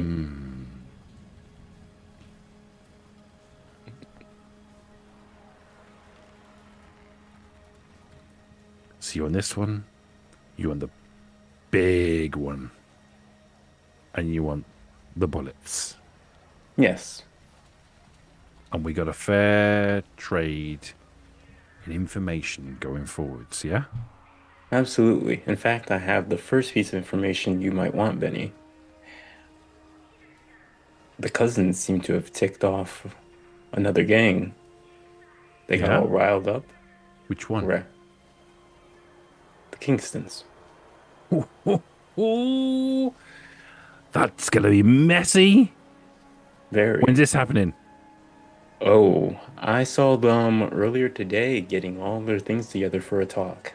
Well, why didn't you say so earlier? Little Benny's gonna make his way up there. There's gonna be stuff for me to pick up. Well, I had to Come get on, let's wrap this up. Let's wrap this up. Is there anything else you want? Come on, I've gotta go. I've gotta go.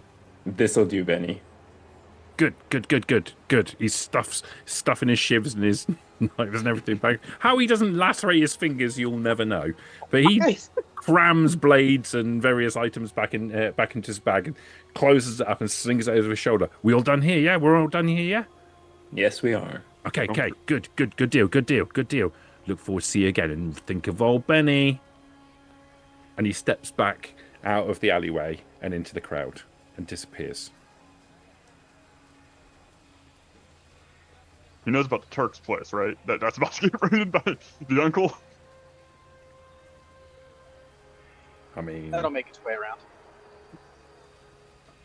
I mean, yeah, that's supposed to make its way around everyone. And also, I don't think sending Benny into that is a good idea. oh no, Benny will get horribly Please don't killed. kill my bullet guy. Please don't kill my bullet guy. Hey, these guys have got really nice guns. Oh, they're shooting me. Oh, Ah.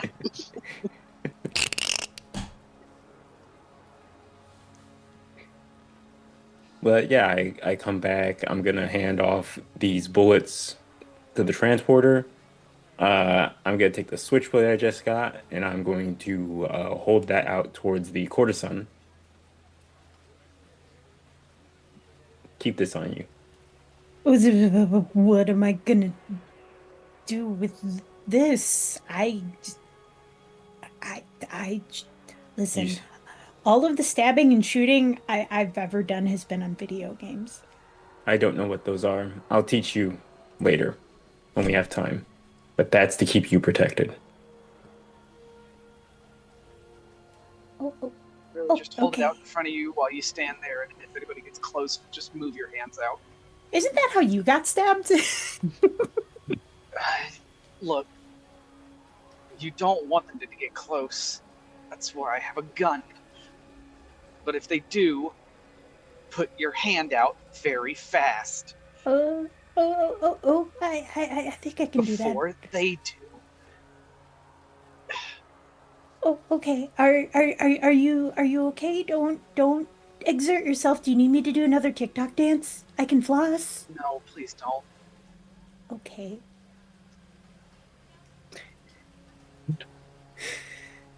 Okay. Did he try to fuck you? I'm not sure. That's a yes. All right. Good old Benny. This got really weird. Like, weirder than it was. Yeah, Benny's weird. Okay. Apparently, I can just flashes. Ugh. Doc's or not Doc.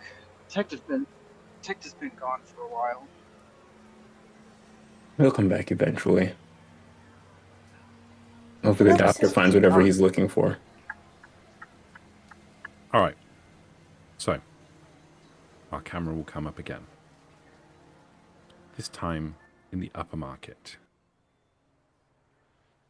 Outside, a strip club called Neons, named because of all of the pink neon lights that are flowing like water out onto the balcony upon which it stands. It's obvious that many rooms have been knocked through into a large area, but there are lots of rooms that come off of it with curtained off sections. It's simultaneously run down and quite professional looking.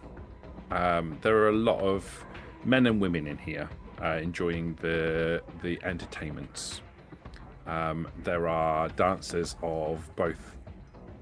There are dancers of every type that you can imagine, dancing on platforms, and you can see the shapes of people moving around in private rooms as well. There are also quite a lot of individuals moving around in this place, who are dressed in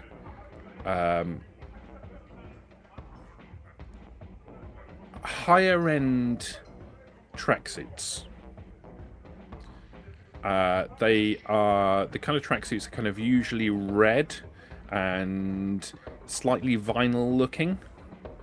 They wear different shirts and t-shirts and things underneath, but they were all these people are wearing kind of almost a uniform of like red tracksuit bottoms and a jacket that's either done up or open. Many of them are carrying blades. They have knives in holsters on their hips or knives on attached to their chests. They move around kind of gracefully. None of them are particularly large. They seem to be all quite slender, quite lithe, knife fighters more than anything else. You walk into the place. I move carefully, mostly appearing very out of the ordinary. Yeah. Not normal clientele. It's deliberately moving this way.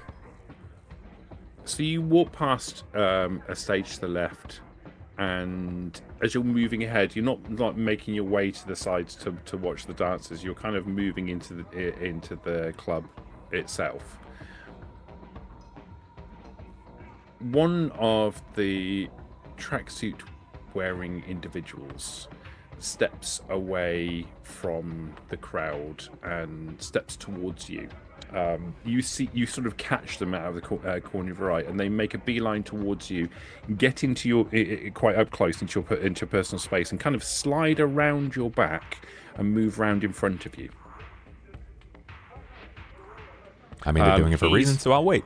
He's a young man. He has short, dark hair, almost like a brownish complexion, like he's suntanned, okay. Which is slightly weird in Undercity because ain't no sun down here. Got it. He moves. He's up close to you. There's like maybe 6 inches to your face. You here for trouble? Only if trouble comes calling. Looking for Ken. What do you want with Ken? I just need some help, and I was sent this way by the pharmacist.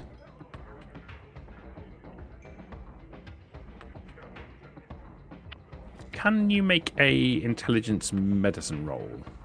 I most certainly can do that. Yeah. I am Okay. not on the right page. That would be 3.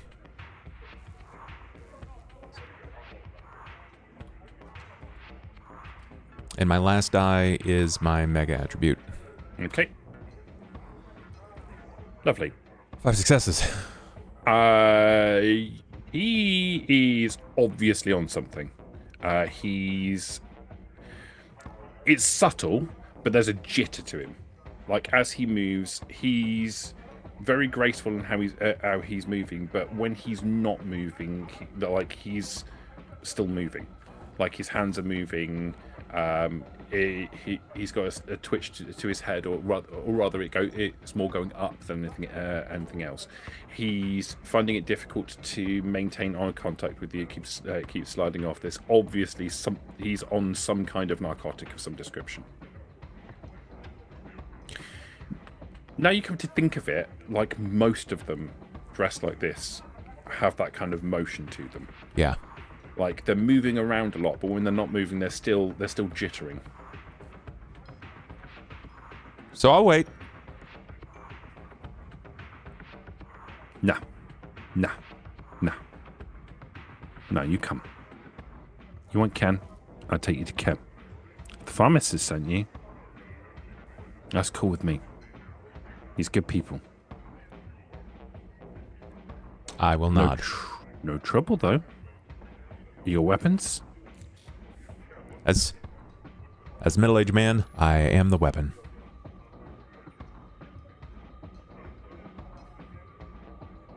It's a joke. It's a Yeah. Come.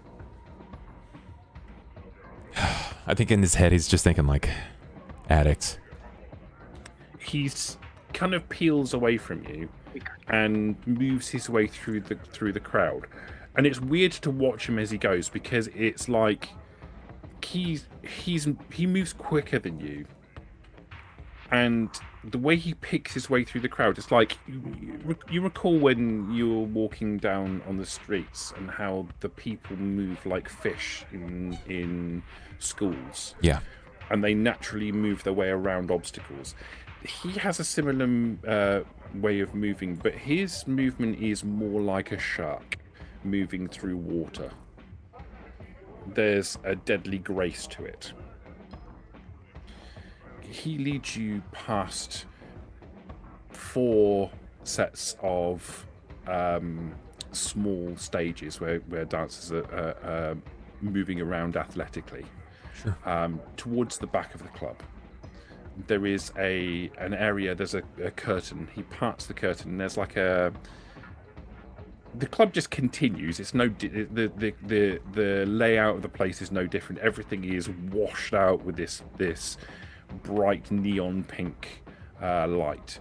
But there's only one stage here that sits in the middle of the room. There are, again, rooms off to the sides with curtains that are drawn across them, but this place has just got one platform and several tables sat around it, but only one customer. There's a man sitting. His arms are out on 2 chairs to the backs of 2 chairs to the sides of him. His legs are crossed.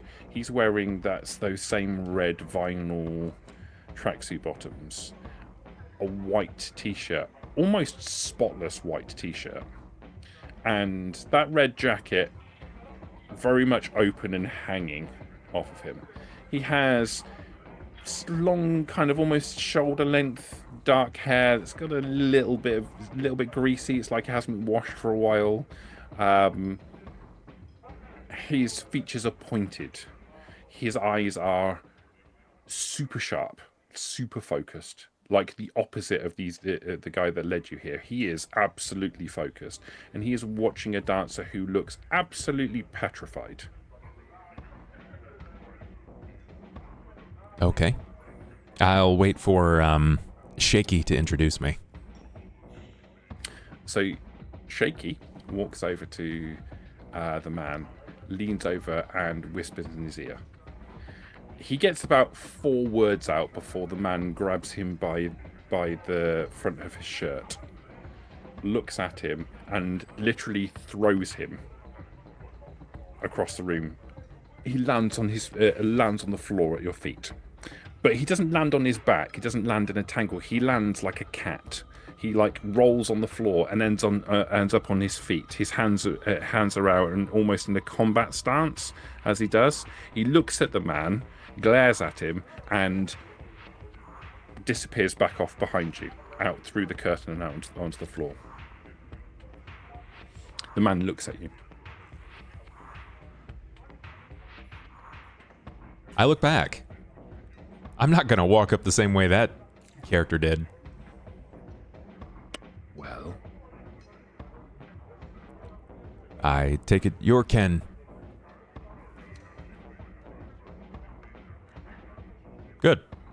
The pharmacist said that I could approach you about a particular problem that I might have, and that nothing comes free, but that if there was, and I will, as I'm going to sit, I'll keep explaining that you're kind of an artist when it comes to chemicals. he smiles, but the smile never reaches his eyes. He spoke highly of you, and the pharmacist and I have had a very long friendship, so I trust his recommendation.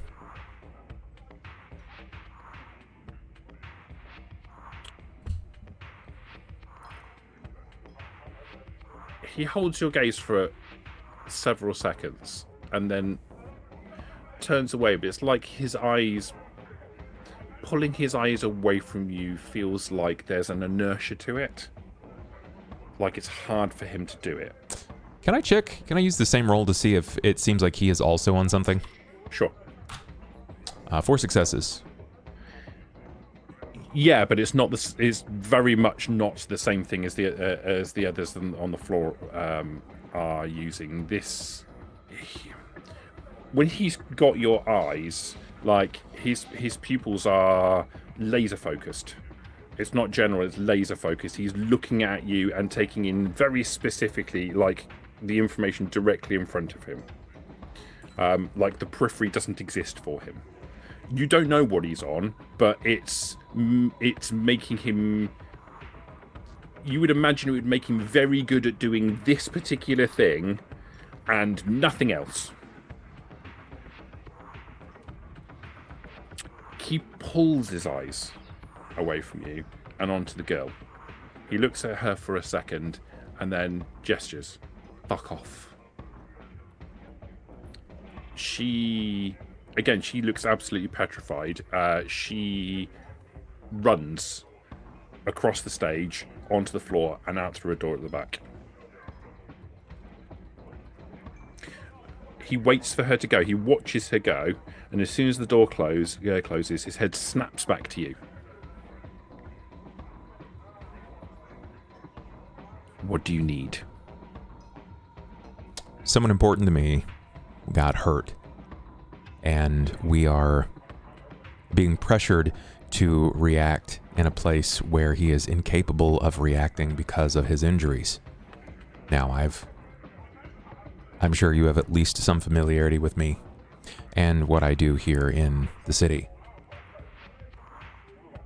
I've kept him alive, but we have a very small window to do something that is quite demanding physically, and I went to the pharmacist to find if he had anything that could numb some of the pain element that he's feeling, but keep him laser focused and alert.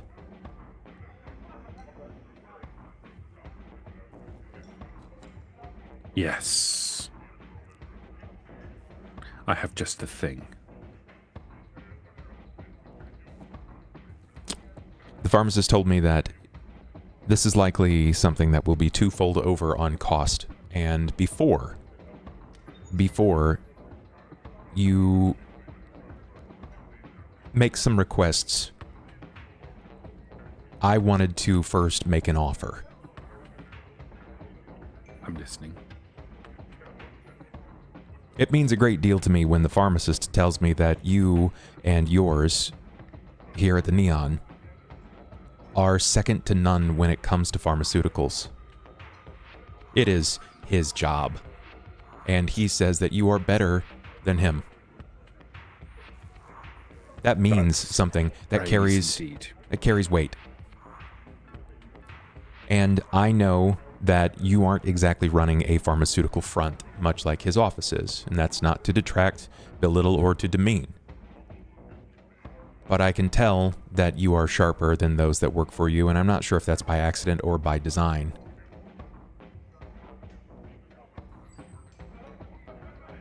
I would like to foster a relationship with my clinic and your skills. And my offer is more simple than not. Knowing that this is probably going to be a two-part venture, I am willing to assist in a couple of ways. Not in all. This is what we would say is a multiple choice experience here. I know that you need tests for your new drugs. And I am willing to run controlled testing. Controlled. I say that very calculatedly, Ken. You already know how to make brilliance in a bottle based on what the pharmacist has said. And generally with my knowledge, I can tell you which batches work and which ones may only look pretty in the vial or on the surface. So, Doctor. At least hear my offer. I'll trial your drugs in small, controlled batches. Your volunteers, my supervision. I'll record what they do, how fast they hit, what breaks, and what survives. And when I'm done, you'll know which formulas will make you money and which will make you corpses. You get proof instead of guesswork. I get access to your chemistry and potential aid in how it becomes refined. That's the long-term payment and the first dose of my services, if you desire.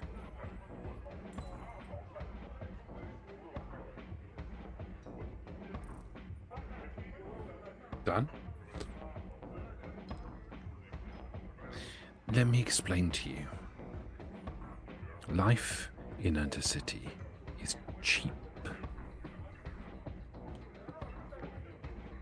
If I want tests run, I can have tests run. There are people out there that would fall over themselves to get a taste of what I can create.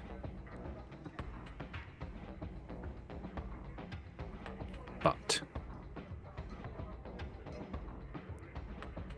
your offer has some merit. My people are not good at the scientific method. So maybe we can do something there. There is something that you can do for me that would be more beneficial, however. There are certain materials that I need to make the very best of what I can make. And those materials are rather difficult to come by because they require harvesting directly from the brains of living individuals. It's hard to find somebody talented enough to be able to do that. And from my understanding, you are exactly the kind of man that could do that.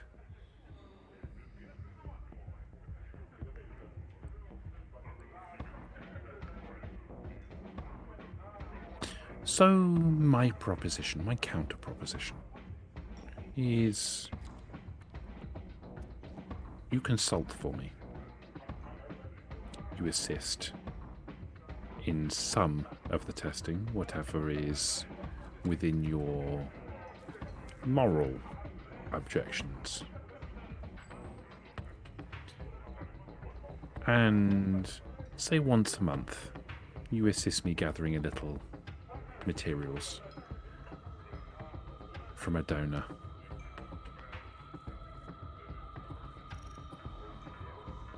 It's rather messy. Wouldn't you agree? I can't imagine Doesn't have to be. too many donors are willing to offer their brain. Depends on the contract they sign. Some of them find it difficult to pay up. And when they're forfeit, they have to pay another way.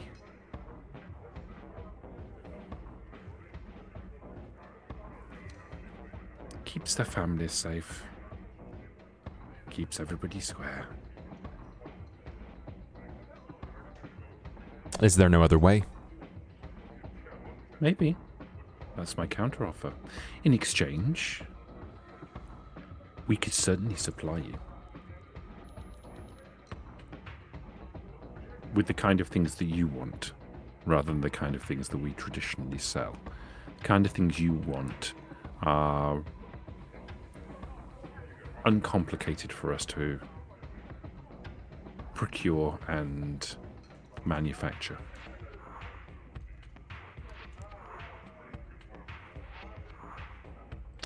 And I can help your friend. The problem, Ken, is I'm not exactly in the business of harvesting willing or unwilling individuals' brains. Well, you're not currently in the business of making sure your friend is up and running for whatever conflict you have in mind. So, True. desperate times and all that. But we recognize our skills. Surely, wouldn't it be more beneficial for me to apply some first-hand knowledge to those that have gone injured in the line of fire? You know, patch up a few of your bruisers. Sew them as so needed. Or are you handling all these in office yourself? Doctor, would you not do that anyway? I suppose that's fair. I would do that. So then you recognize where I'm coming from if you already know. That if I'm willing to help out, I don't need multiple doses, Ken. I need a single day. Oh, I thought you were trying to arrange some kind of long-term... I am interested in arranging something long-term. And normally I wouldn't ask for something like this. In fact, under normal circumstances, I would tell them to remain bedridden for the amount of time it takes for them to heal. I have exactly what you need. I have it on me. If we can negotiate means of extending a relationship so that it's beneficial to both of us, then I'm happy to do so, but... Do you know what, Doctor? He reaches into his pocket and he pulls out a long... It's about sort of this long. It's plastic and it has it's grey plastic with like a yellow button on the end of it. When you look at it, it's obviously some kind of... It's quite a modern looking injection system. Sure. For a single shot of a drug. And when you hold it, when he holds it up, you can see there's like a small glass vial built into it that has like a pinkish coloured fluid in it. Okay. He holds it up and he points it out to you, holds it out for you. I'll do you this deal. I'll give you this now for nothing. All I ask in return is we formalize, at a date of your convenience, some kind of long-term business arrangement whereby I supply you with whatever it is that you need pharmacologically, and you assist me with whatever we agree upon.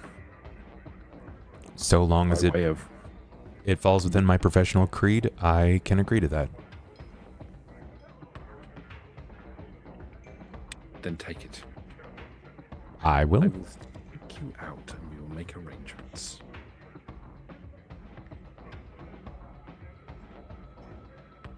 I will accept it. I will pocket the plunger syringe system and begin exiting the neon with his guidance.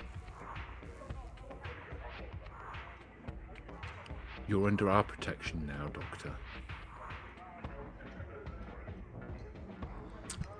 Have we walked far before he said that? Well, as you're walking towards the curtain, yeah. Okay. That's really interesting that you say that. Because there are individuals that are trying to take advantage of what limited life I happen to have.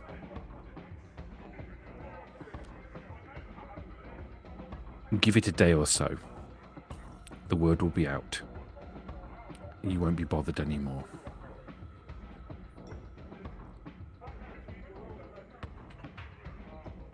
Noted.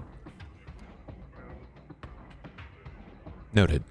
What should I be expecting this to do to my friend?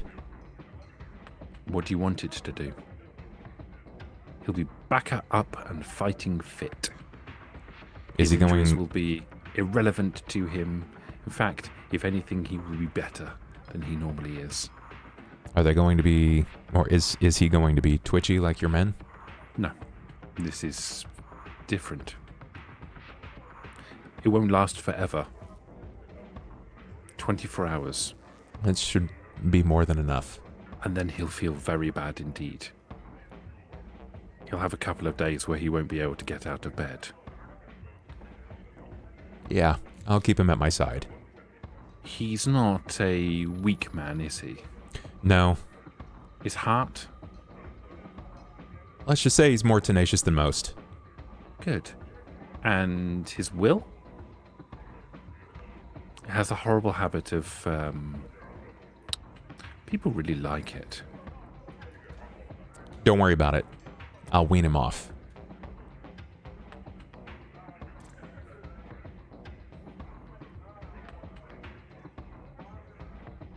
I'll nod, and I will continue through the curtain back out of the neon. Okay. Great. So he's given me something that's going to make him feel like ass immediately after, and it's horribly addictive. That's fine. There are worse things. School me, Daddy. Yeah, that's kind of what I'm thinking. Okay. Yeah. I'm waiting to get back and read the fine print. It's like it's a combination of bull semen and shark hypothalamus. I'm like, we're not using this. Hell yeah, dog. Let's go. Yeah. I mean, it doesn't have ingredients printed on the side of it. In fact, it doesn't have any words printed on the side of it. It's like Sure. it may have had a sticker on it at some point. It no longer has a sticker on it. And you, like, looking at this thing, if he's made the substance has gone into it, it was used by used for something else before and has been repurposed. Yeah. Yeah, that's fine. I will keep the surgery in mind and start heading in whatever direction my feet take me. Okay. So our camera comes up as everybody is now gathered once more in the surgery. You told her what? No. So I take it everything went well then. I mean, everybody's alive so far, so... I mean, The uncle owes you one, Yeah. Doctor, I didn't... Why? Why does the uncle owe me anything? because of the basket of strawberries. Oh. She said she owed you one for it. Yeah, I'm not going to call that one in. I'm sure it will just be easy enough if I don't worry about that. And Yeah. I've already told them this, but stay away from the baths for a few days. Why? I think the doc's the last one you gotta tell that to. The uncle's moving on the Turk. Oh. Awesome. That's wow. Okay, that's great news. That's the best news we've heard in days. Yeah. Also, I have an answer to your bedridden problem in nature, but doctor's orders. Yay. You just do as I say. All right. Because after we give this to you, you're going to have a very short window where you will feel better than ever. And then immediately after, you're going to tank hard. Okay, like, I shouldn't take this till we get down to the pit? Until you are Or- ready to feel as manly as you've ever felt. Said it will make you feel strong, it will make you feel sharp, it will make you a bit more durable and resilient to the pain you're currently feeling. But after 24 hours, you will crash. You Okay. made that sound like an erection drug, and I have a lot of questions. So, Okay. I had to make friends and ally with individuals above my station that luckily happen to know about me. But I've afforded myself just a bit more protection because now I'm working alongside them, or at least will be open to negotiations going forward. So that's yet another gang that could use my services. Don't You guys mess figure out. don't mess with the dragons. Just don't. They're all on drugs, intense drugs. They're very twitchy. They're very You quick to look for a fight. guys Figure out when you guys want to go down and retrieve the body. I'll lay here until I get that injection. Soon. We're going to have to go soon. Don't. If that thing, whatever it is eating what the Turk left down there, I don't think we have a lot of time. No, I don't think so. What I do know is that Billy afforded us a handful of more days, and then he's not going to wait. He's made it very clear that he will make our lives hell. And realistically, I don't think that is going to apply much to me going forward based on what Ken of the Dragons just told me. But it's not going to stop what is and could potentially rain down upon each of you. So, I told you that guy was a dick. we know that Billy is going to send someone.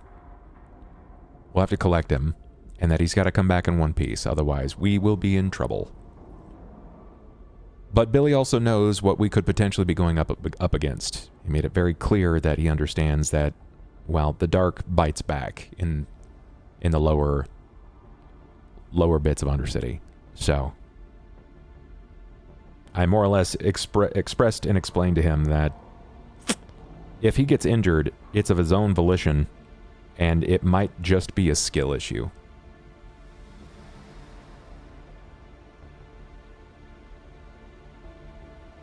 I don't know what everybody else accomplished, if you've arranged some aid, or if you have anything to sort of help us along here, but we will not have a very large window to do this. We'll have to execute this. The moment this injection and plunger goes, we'll have 24 hours, because the way that it was expressed to me is that this is incredibly addictive, and the crash will be on another level of which his body can currently sustain. So I'm going to have to stay at his bedside.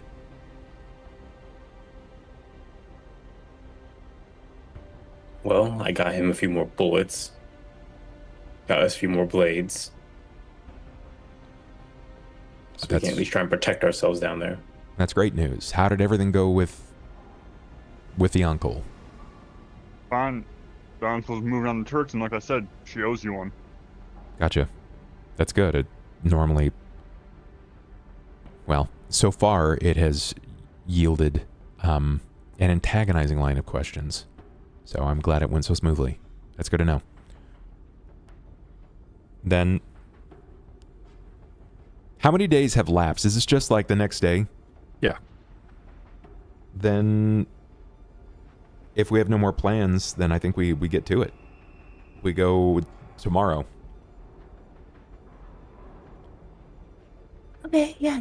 This is fine. This should probably be fine, right? No, I'm presuming not, as even with El Superbisto here on drugs, and with him having more bullets, and a shooter from Billy, I still feel like my health is at a specific state of compromise. So unless somebody wants to go get my knife back from that little bastard. Though I don't presume he's going to come off of it easily.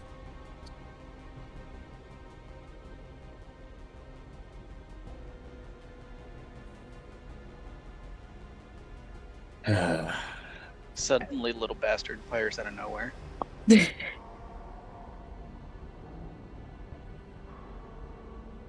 believe that's everything. Hale, if I just think of the urchin and I start walking, will the city take me to him? You don't know.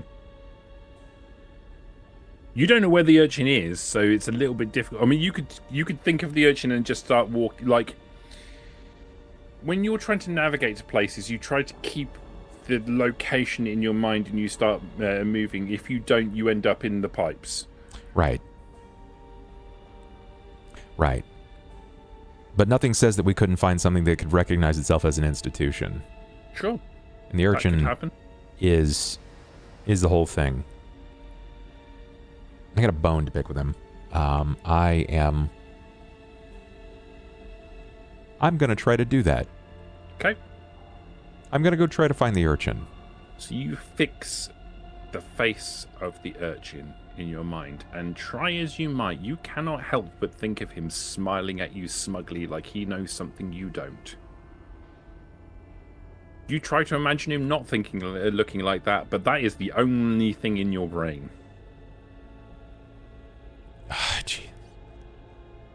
Why does he always have such a smug grin? You step out of the door, and our camera moves down behind the body of the urchin standing directly in front of your doorway, smiling up at you.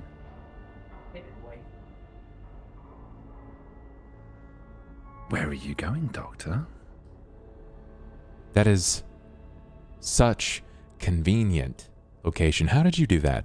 Well, now, I got a scent on the air that somebody wants to make a deal.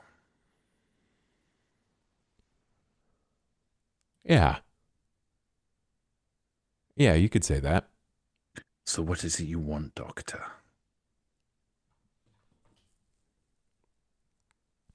I want to talk to you about a deal that was made. Why don't you invite me in and we can sit down and talk about it like gentlemen? I will do that under the guise that you're willing to admit some things. Let's see. Stranger things have happened. Please, come inside and take a load off. His smile widens further than it should be able to. It's uncanny. And he claps his hands together as he steps across the threshold. Please lead on, Doctor. We will stand... Well, basically, we're going to be in the rest area here, where it's like the office of sorts. Okay.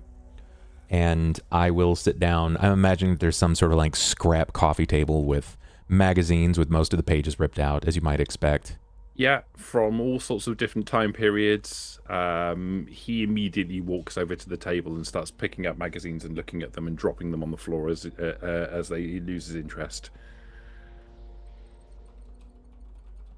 Do you not wish to take a seat? Or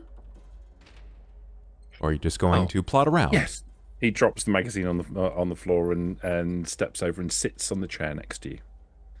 He folds his little legs. He folds one of his legs over his across them, and folds his arms and looks like the very picture of a little gentleman sitting waiting to have a conversation. I will let the air hang for a moment to where I start to see things get just like there's almost a little too much breath in the room, right? And if I see him shift even a little bit, that's when I wish to break in. It lasts probably about 4 seconds before he starts to fidget, and it looks like he's about to leap off of the chair. Urchin, you recently agreed to something with one of my friends. You made a deal. Yes. From my understanding, you made 2 deals. 2 delicious deals. How... Can you explain to me how that went down? Your friend was in a bad way, and I collected him. He had a girlfriend, and I collected her. She was not in a good way either. I saw them and I thought to myself, I know who might need these people back. So I came and found you.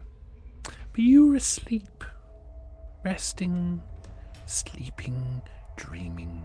So your friends made the deal on your behalf.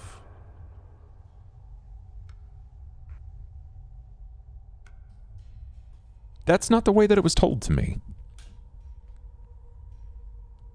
I can't account for the lies of others. Well, I was hoping that you could recall some details, please. I think it's important to note when you make a deal with someone that they have ground for negotiating only their belongings. Oh, is that so? Correct. Would you not agree that that is important and even relevant to the aspect of a bargain and a deal? You can't negotiate with something that's not yours. Perhaps not. You are family, are you not? In what degree? You all cohabit. You all live under the same roof. We do cohabit and share the same What roof. is yours is yours. But we also know what is ours, and we dare not take from another person. That's how we cohabit so well. Perhaps. You see, my consent was never given. My intent was never asked. You traded for what was mine if it belonged to another. And that... Yes. And your friend gave it freely, without asking you. And you're mad with me. Interesting. I'm only mad with you because you are the root, and that makes the deal crooked at its root. That makes you bad at bargains. I said I wanted a thing, and your friend said, fine, you can have it. What thing did you request? You know what I took. And did they have the ground for answering for those things? How could I assume otherwise? She said that I could take it in exchange for the thing that she wanted. Very that well. You all collectively wanted. Very How well. could I assume that you did not give her permission, or that she did not assume permission correctly? My laws are not your laws, and Urchin. your laws are not my laws. Urchin, you speak very quickly in hastened tone when you feel as if you might have done something wrong. I've talked to people for my very short life in comparison to your own. And do you know what they say about a crooked root? Elucidate me. A crooked root grows a dying tree. Ooh. So, if you insist that the bargain stands, then you admit you deal in stolen things. And if you want to call it a fair trade, if you want to call it a fair trade, fine. But you return what is mine and negotiate with me this time. Doctor, you asked for clarity, so I will give you clarity. And I will talk super slowly for you. Please do. It might help you understand the realms of bargaining as well. At no point did I ever say that I dealt fair. I deal, and I always win. What you want does not equate to the price that I charge you. That's just good business. Your rules are not my rules, and my rules are not your rules. If you have a complaint, take it up with your friend who bargained on your behalf. I had no reason to believe that you would deny her the thing that I asked for in exchange for the thing that she wanted, because it was reasonable to assume that you wanted your companion back and his girlfriend. You lied. I do. Business is business, but you didn't simply take a knife. No, I didn't ask for the knife. I asked for that knife. And what it stood for. You know, when we first met, you said that we used to be close or closer. That we would share in many laughs, and we had many bargains and many deals. And that it's a shame that I, who I am now, has such a poor opinion of you. You're very grumpy. I feel taken advantage of. I can understand that. I'm not going to ask you to right or wrong, but if you see every transaction as a business deal, then no friendship could ever be had. Oh no. We can be friends. That's outside of business. You crossed a line. Perhaps. In your That's- eyes. That's where my friendship is. You crossed a line. That's sad. It is. It is. You could make this better. It would please me no end if you would stop prattling on about it. So how do I make it better?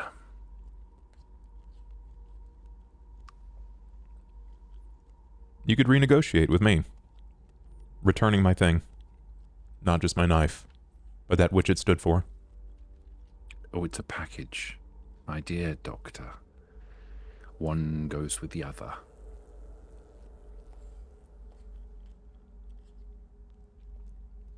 Things have meaning to people.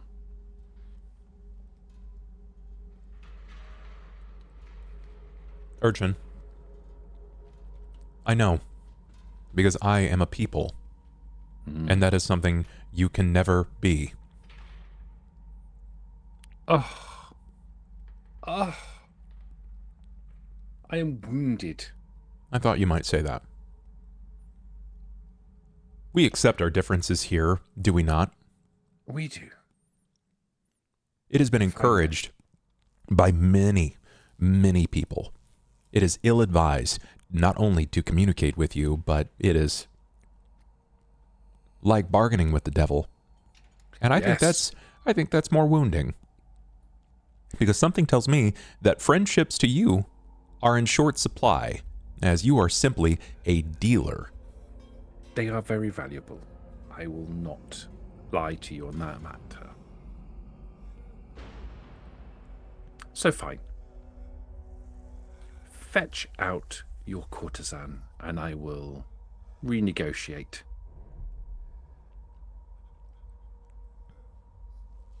I'll call to the rear room. Courtesan!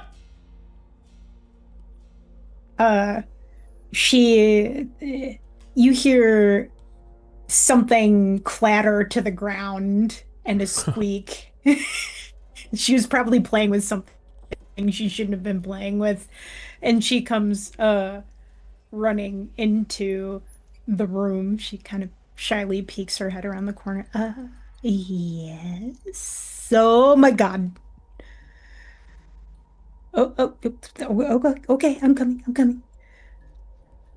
And she kind of shuffles a little bit in place. She looks very awkward.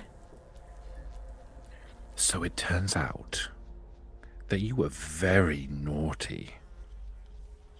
And you should never have struck a deal with me for your friend the doctor's knife. Very naughty indeed. And it's caused some friction between us. Oh, he's very cross. So we need to fix it, don't we?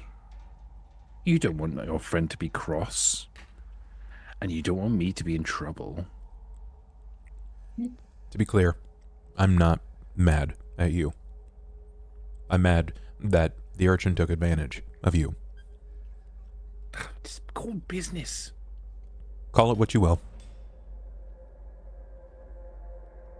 Okay, I am sorry I made that decision without you.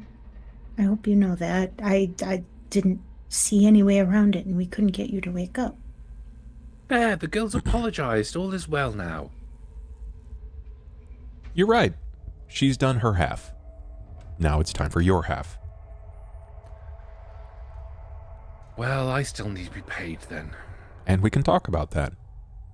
I promise you will not leave this place without compensation that you find is interesting and fair.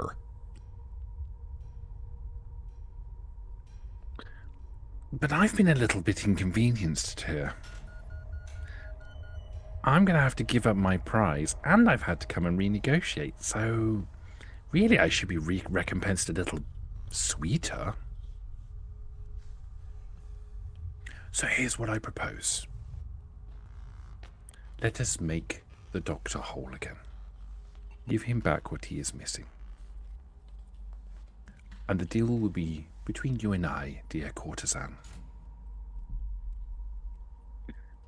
And the thing that I wish for from you is so very simple. Something that would be very easy for you.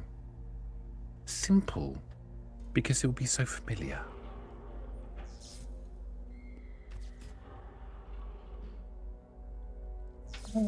I'll hear what you have to say. You remember, don't you? What it was like before.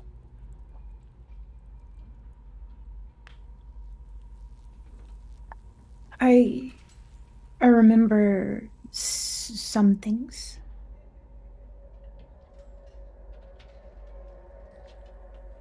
Do you remember how easy it was for you to move around as you do now?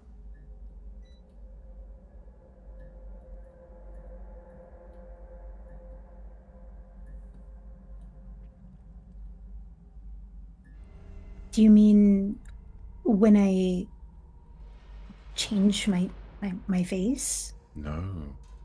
Before you came to Undercity. Do you remember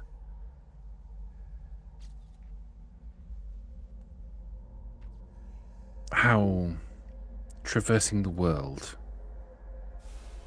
was for you?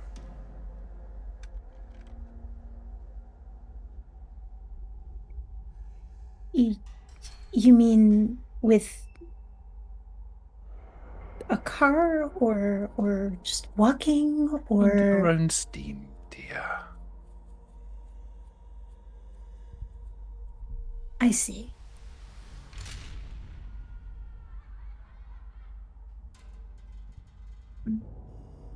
What about that would you like? I would like that to go back to the way it was.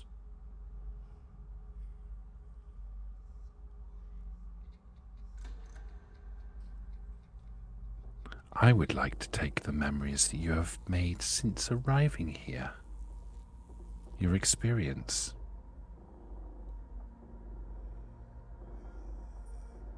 That seems like a fair balance, doesn't it? Hardly seems fair. Hardly feels that's several times the recompense that you recommend, or at least that you suggested. doctor. My negotiations are with her. Well, your negotiations before were with my things while I was unconscious. And we are fixing that, are we not? You are. But you are asking for a lot more. What did you As I give? said. What did you give originally? The life of your companion and his girlfriend. Had I not interceded, they would be dead. One would be dead in a hole in a wall, and the other would be sausages now. Is it not fair that I ask this in return? All I asked for originally was your knife, or rather, the thing that was associated with. You know what you ask for. Don't play coy. And you know how dangerous it's going to be if you take this from her now. Right? Yes. You said you like an interesting story, and you realize how dangerous it's going to be if you take it from her now. Oh, but it would be very interesting to see how she dealt with Undercity like that. And if she dealt with Undercity like that, it would claim her life. Perhaps. You'd be interesting, though. Delicious, even. Can I convene with the courtesan? You make this so taxing. I know. Fine, go have your little conversation. He waves his little 6-year-old hand in a gesture that no 6-year-old has ever done before. I start walking to the back room. If you aren't quick to it, he'll kind of hoist his arm up under yours. Come on. Yeah, she starts scooting along with him.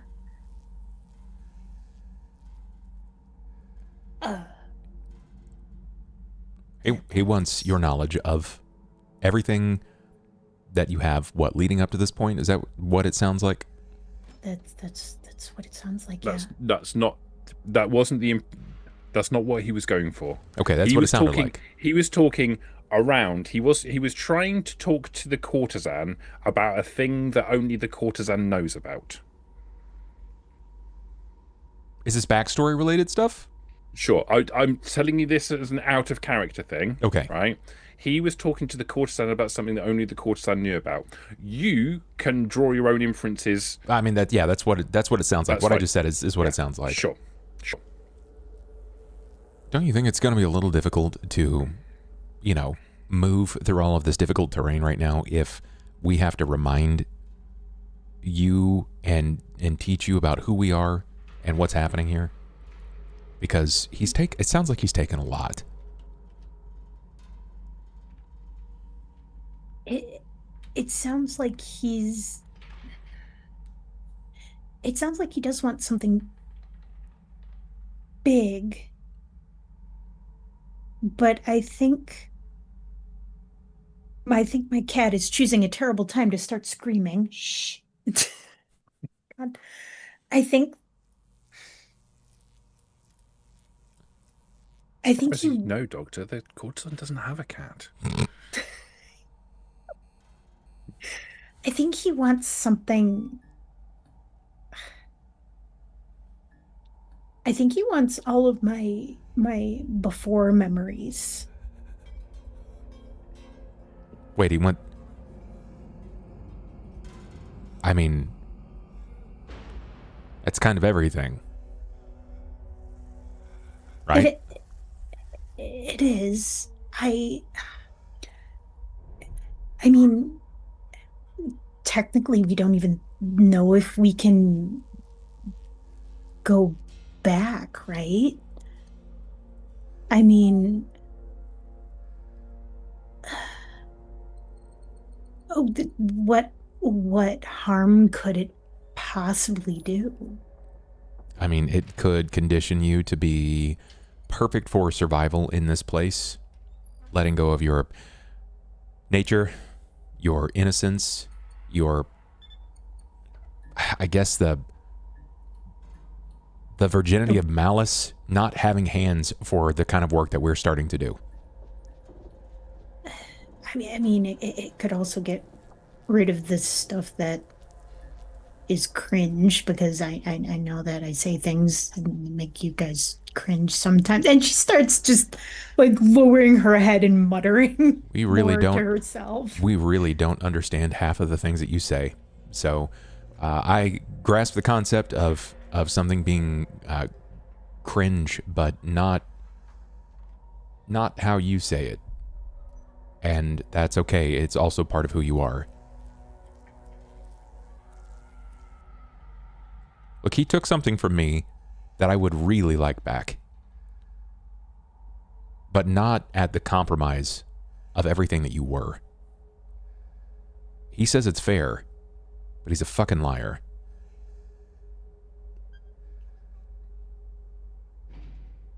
And frankly, I'll figure out how to find my comforts again and my protections.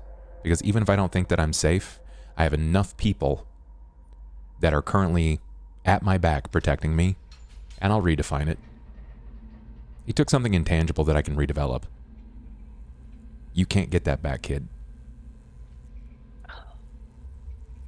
I think I know.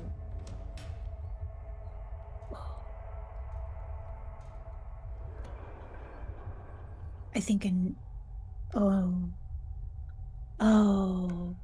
Her eyes get really wide, and it seems like she's staring at the cot that's in the room that we're in, the empty cot.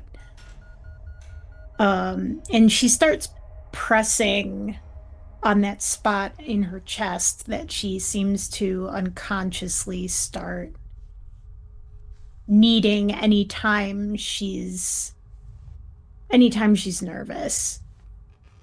What?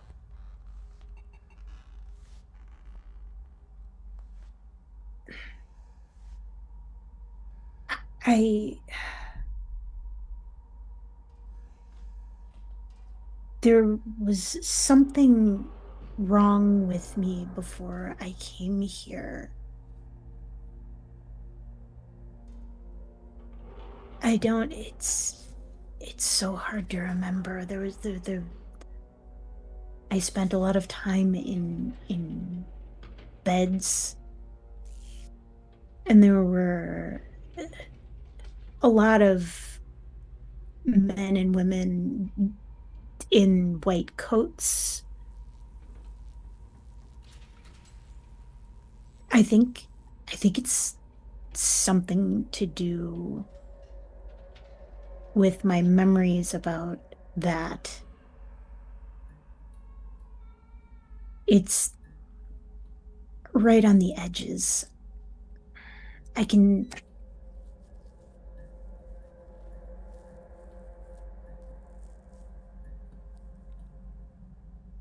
I Would think that's. Would it be better to keep those?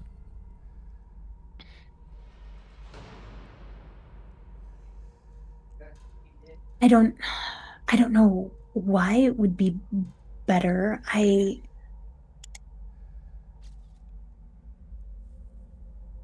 I don't know what purpose it serves.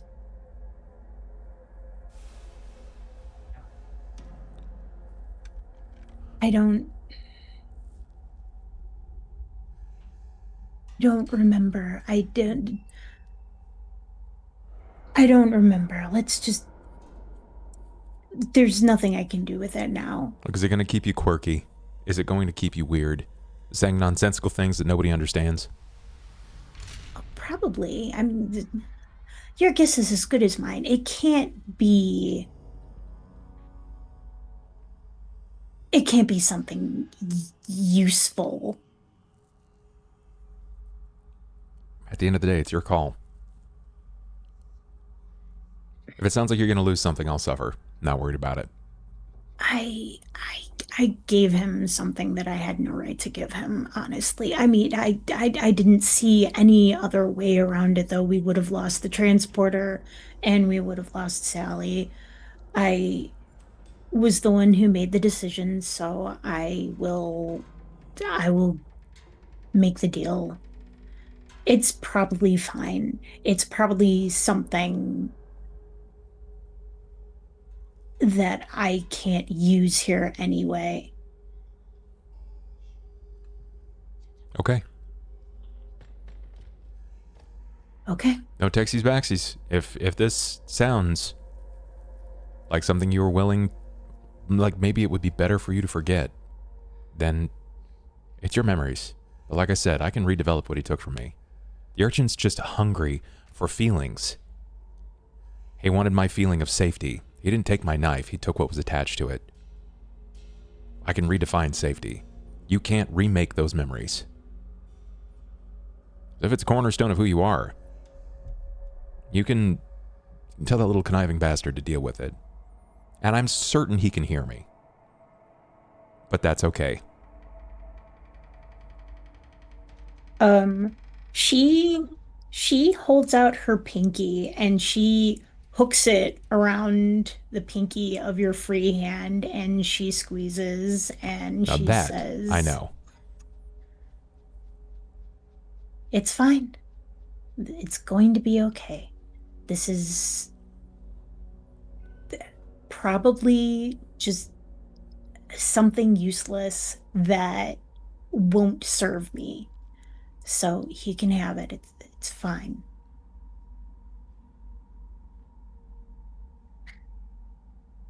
Okay. Okay. She starts walking back in first, slowly. She's, you know, uh probably still nervous looking, but there's a sense of resolve. Urchin, When you walk, I'll when take you your walk deal. back into the waiting room, he's not there. Oh. Um, Poison me, you little freak. uh, Urchin? You get no response. Mm. Okay. Um, do I feel any different? You do not. Maybe we took too long. Oops. Nah. Nah, he probably just didn't like the things I said.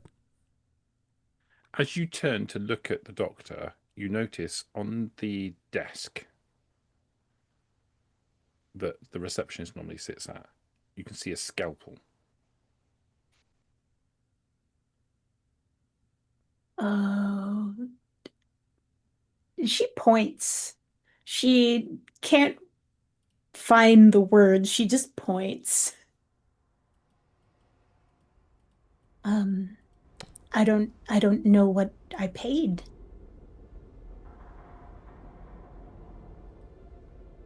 I I feel the same.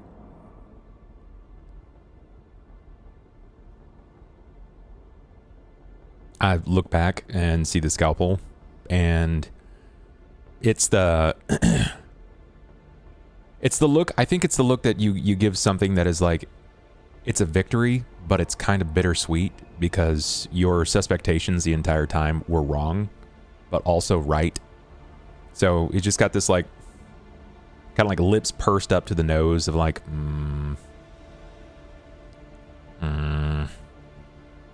like maybe the doctor has had him pegged wrong the entire time. If there's even a shard, right, of something that could be benevolent in the urchin, or he'll find out, and this is just a knife.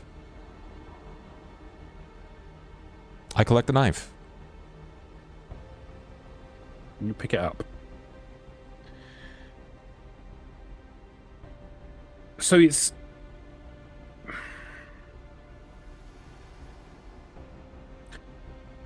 nothing earth-shattering happens. But when you pick up the knife, you feel it in the palm of your hand. You feel the weight of it. It's not a particularly heavy item, but you feel the weight and the shape of it.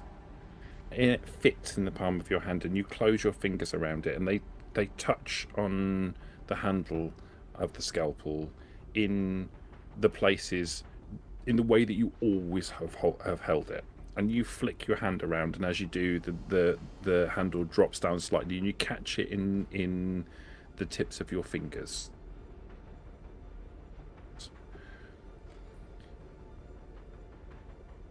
There is a sense within you of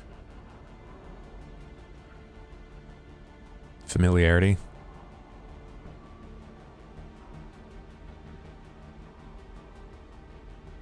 Oh no. Did it die? Chad, did it die? Oh no.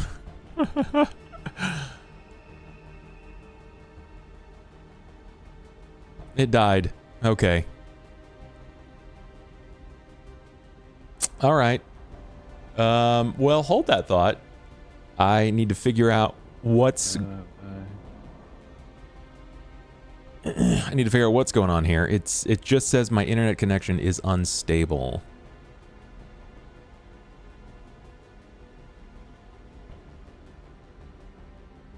Time to do a speed test, guys.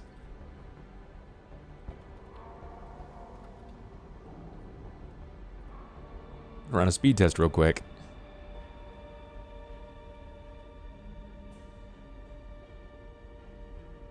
It might also just be Zoom right now. Look at their faces.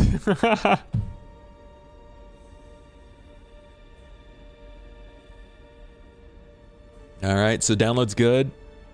It was Zoom. It was 100% Zoom. Hold on, guys.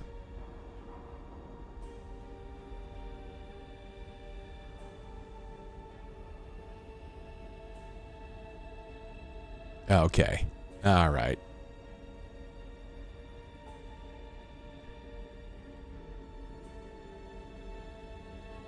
All right, hold on for just a second, guys. It looks like Zoom is having a bit of a stroke, so we don't really know what's happening. Give us just a moment. We'll be back. Admit.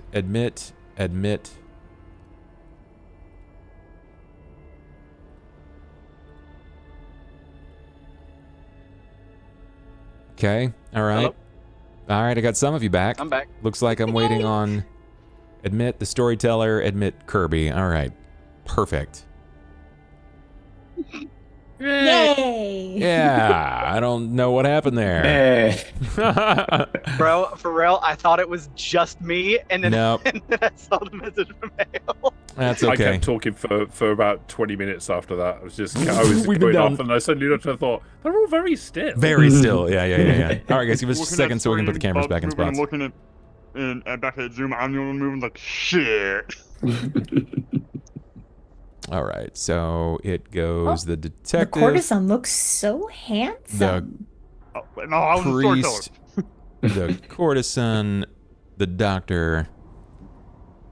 Sloth does not make a good storyteller for this game, and there we're back in it. Okay. Nah, I wouldn't be a great storyteller. It's a real shame you guys missed out on that. Some of the best role playing I've ever done in my life. happened Damn. in that. I guess you just have to one up yourself right here. Yeah. I don't know if I'll be able to catch the lightning in a bottle again, you know. Make it lightning in a Man. barrel instead.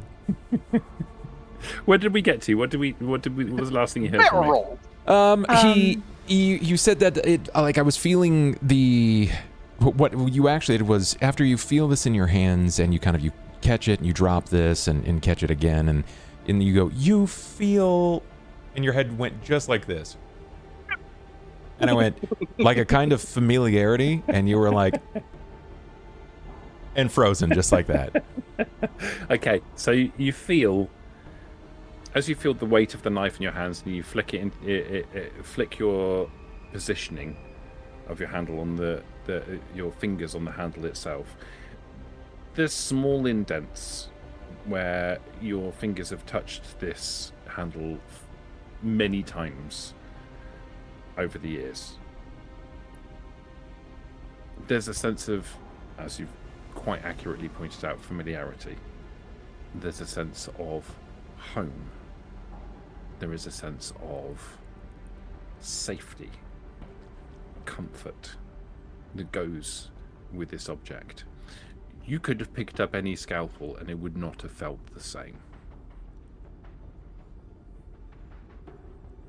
And as I say, it's nothing earth-shattering. It's not goosebumps, and it's not some great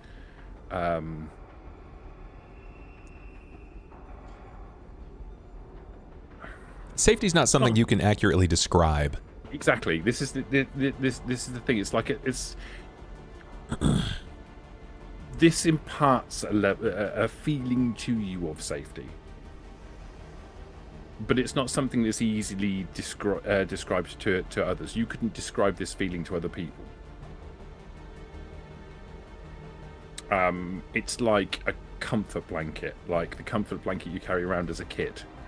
Like that's the sense that you get off of this object. But you're an adult, so it doesn't feel in the same way, but it kind of does. You feel whole.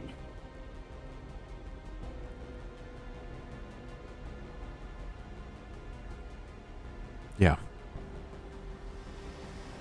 Yeah,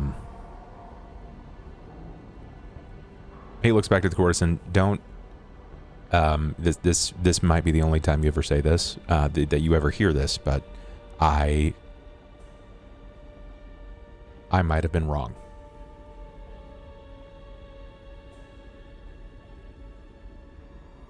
About the urchin? Yeah. Yeah, I might have been wrong about the urchin.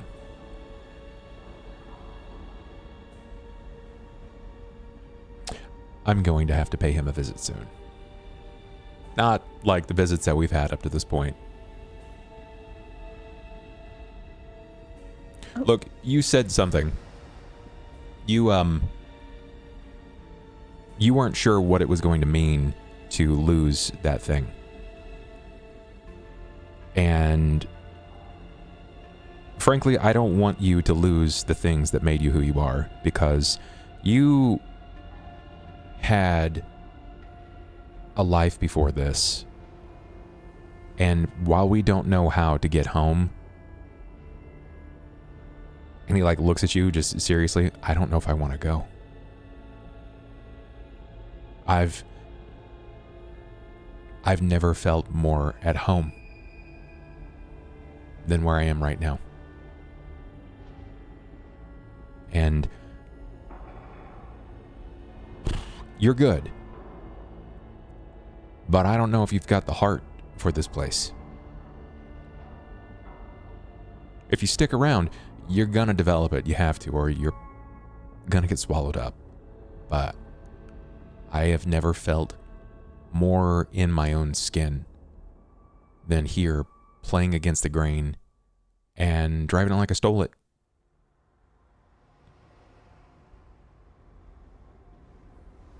So, don't compromise on who you were just yet. Figure out if you see yourself in this place long. Because if not, well, I don't see myself going anywhere anytime soon. I'll probably stay here. Oh, okay. Okay. I know it probably sounds childish, but I'm glad that you don't think I'm too weird. You kidding me? We're all weird. That's probably why we got picked. We're all weird. Have you met the detective? That guy's specifically weird. Look up as he's clutching two dogs. No regrets. Amazing. Yeah, he is kind of weird, but I think that's what helps us all fit together. We're all a little weird. Yeah.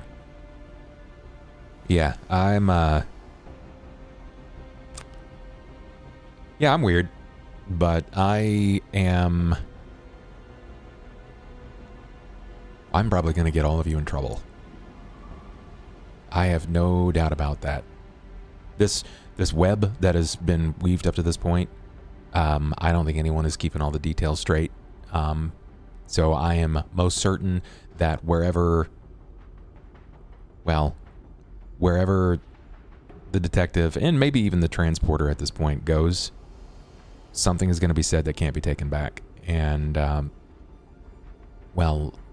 it's going to come tumbling down. So just protect yourself right now. All right, protect yourself, because I don't want to see you or the priest. I'm not that worried about the priest. He's been really good about keeping himself safe. Plus, he's got that weird, freaky thing that he does with his eyes. Have you seen that? That is weird. That's really weird. That is so cool. I mean, weird. Not the word I would use for it. It's that is not normal. You guys are all extra weird. Like your thing with your faces and his thing with the eyes and the transporter, how he can see behind him, and you guys are extra weird. The only thing I've got is the ability to super connive people. So if you like being friends with a super conniver and manipulator, then you came and found the right person. I don't really know what the detective has yet. He seems very bumbling most of the time, so I'm not really sure what the story has in mind for him. It sounds like he might be a plot device that could be a patsy 9 times out of 10. Luckily, it gave him the role of detective, so I don't know where that's going yet, but... I have used my ability in front of some of you guys, so seeing all the light spectrums, ultraviolet and infrared. Oh, I thought it was just like super seducer. He did do that in front of my character. I forgot about that. Super dumbass. Big time. He can see like blood spatter that and probably other stains.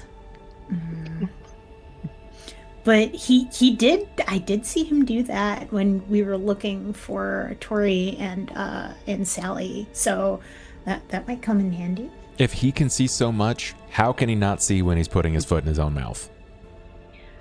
I don't have an answer to that. For kids. I can't answer that question. I haven't even been out of high school that long. You are all worldly gentlemen, so I appreciate that. I was a degenerate.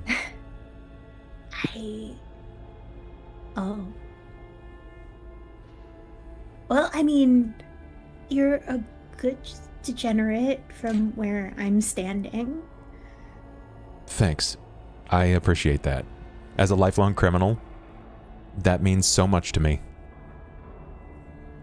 Oh, I think you're being sarcastic, but that's okay. I think you're pretty neat, and I appreciate everything that you've done so far to keep us from beefing it.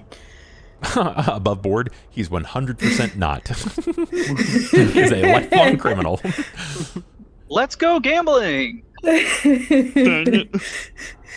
This is fine, said the child. This is totally fine. This is great. So, we've got a little bit of time to kill before we start heading into the dark. You need an exit plan fast. I have this, and she pulls the knife out that the priest gave her. Where the and hell she's did you kind get of a holding knife? it, like, the priest gave it to me. This is probably cocked fine. up street preacher gives people knives. What do you have? Priest! No! Hold on. Priest! Hey, I can't use. I've never shot a gun. Not why like are a you real yelling? gun. Why did you give her a knife? Look at how she's holding it. She's holding it like someone who dangles a fish they just caught. I will teach her how to hold it later, but she needs something to protect herself. Yeah, this is probably. I mean, I kind of know how to hold one of these, and she holds it like with 2 hands. She almost upright. drop it into her thigh. Not yet. Like, I and can I know already see. that the pointy end goes into the other guy. It flashes forward. She's in the sewer. She's looking down, and her like, it's in the bone. It's in the bone. Ow! Well, Walking in front of the the transporter is suddenly, ow, my ass! No, let's be real here. It'd be the detective. She'd 100% said the detective on accident. I mean, technically a person can be a sheath. oops. This is fine. There's a reason it's on accident. Okay, so let's use what we know. Now that we're all together, we have all the information on board. I don't presume our stories... you know what? We have a very short window of what might look like our stories coming to a close if we fail these next few actions. So, my friends and my unselected familia. The Kingstons are putting pressure on the cousin. They've already offered to assist us with events with the Turk. The Sullivans, we're trying to get them off of our ass. But they are also making a move against the Turk because Billy is rather upset about Johnny's death. It sounds like is making a move on the Turk. The uncle is going to make a move against the Turk. The Turk is going to get wind of this. He has his fingers in every pie of the city. Gross. And it has become presently clear that we will be somewhat protected by the uncle. And the dragons are watching my back now. I've not exactly sold allegiance to them, but I have told them that I'm open to fostering a relationship. The Kingstons seem pretty satisfied, and they probably feel like they owe us a bit of a debt since we brought back both Tori and Sally. I'm certain that I'm forgetting some party here, that there is someone else that wants to be involved. But absolute disarray is about to break loose in what seems like the next 24 to 48 hours. And as each of you know, the Turk is not going to be easy to be dealt with because he's locked up like it's a bank vault. Fortified. So, everyone's going to have their hands full. Billy is not going to enact anything until we have Johnny back. So we have a very short window. I'm thinking the next 12 to 16 hours we make a move. We get that back to him quickly. We need to protect ourselves just in case his shooter decides that he is going to finish a job and wipe us. I'm not completely without the upper faculties to believe that he's just going to be happy with our retrieval. In fact, it might be case in point that he collects whatever is near and dear to Johnny and then leaves our bodies down there for the dark. So we should probably be I have a feeling prepared. me and the priest can take care of that. Especially if what the dragons are saying is true about this injection that you're going to give me. I don't imagine the shooter is going to be much of a problem if I get my hands on him. I don't know. All I know is that I am trying to buy us time. I'm trying to put everything on the table here, and I am not like the rest of you. I didn't come from a war. I can't memorize everything that passes in front of my face. I cannot change my face at the drop of a hat. I cannot see part and parcel for every blood drop or what have you that falls before my eyes. Each of you has something fantastical about you, but the only thing I'm good at is medicine and lying. So if someone puts you in a position where you have to answer anything, send them to me. Let me talk. I have a question for the ones that have been to the Sullivans. That's literally everyone here but you. Everybody but me. Okay. How strong are the Sullivans inside their place? So, I mean, they're dangerous. They're not exactly short of men. It's their fortress. Not as bad as the Turk, but you, we wouldn't be able to easily take it. You've all met with Billy separately. He's a Oh. dick. Detective Cortison met with him at the same time. I think Doctor and Priest met with him at the same time. But, Billy, but the Sullivans are the but least... away from his people. No. Yeah. No, he So, wasn't away yes, from his yes, people. but no. We It passed was in through his a own door. room. Yeah, we were in a separate room. His people are outside the room, but... So That's to fine. clarify Yes, but from an yes and no. out-of-character perspective for everyone that has been to the Sullivans, you can walk in through the door of the Plough and Scythe without any difficulty at all. Nobody stops you from walking in. Yeah. The problem with the Sullivans is that the bar is filled with his people. Yeah. It's always filled with his people. The reason why he's so confident is because anyone walking in through that door has to face up with 15, 20 guys and girls, it's not just guys, who are obviously armed and ready to do whatever needs to be done to make sure that Billy is safe. Billy has his own little room he goes into to have his business meetings, but in order to get into that room, you've got to go through the bar. Look, he's not as protected as the Kingstons. He's certainly not as protected as the Turk, and he doesn't have nearly the entourage that the uncle, or even the dragons have. Against all of them, yes, the uncle has probably the most hardware, but all of the dragons' men are absolutely on some kind of gear. They're geeked out of their minds on drugs. They're wiry, they're quick reflexed. They are, yes. Rango. Brr. Whatever that means, yes. Well, the reason I ask is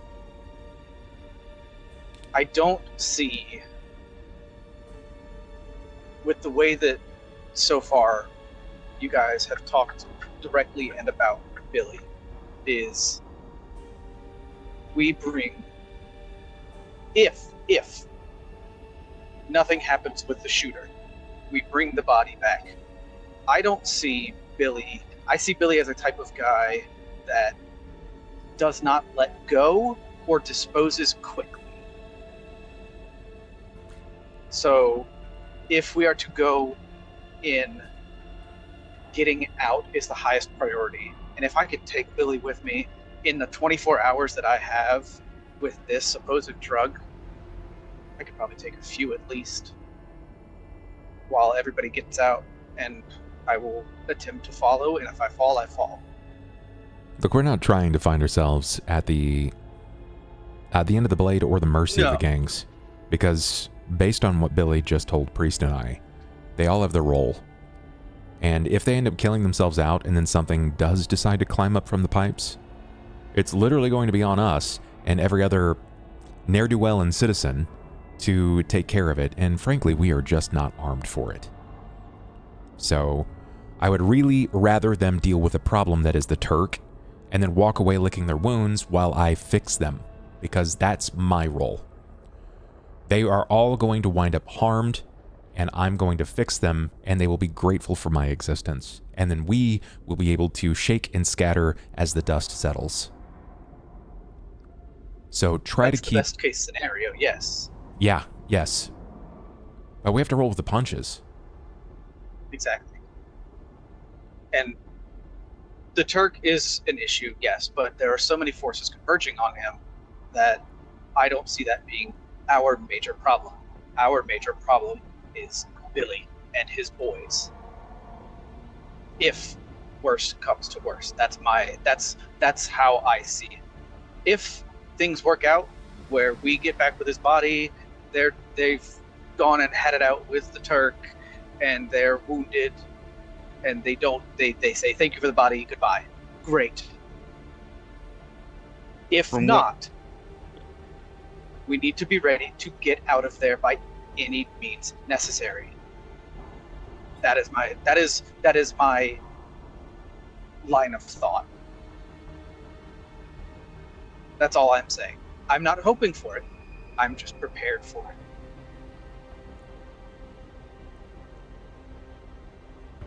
From what the that's even if we survive this too many elbows Cthulhian creature at the bottom of the black fucking pit.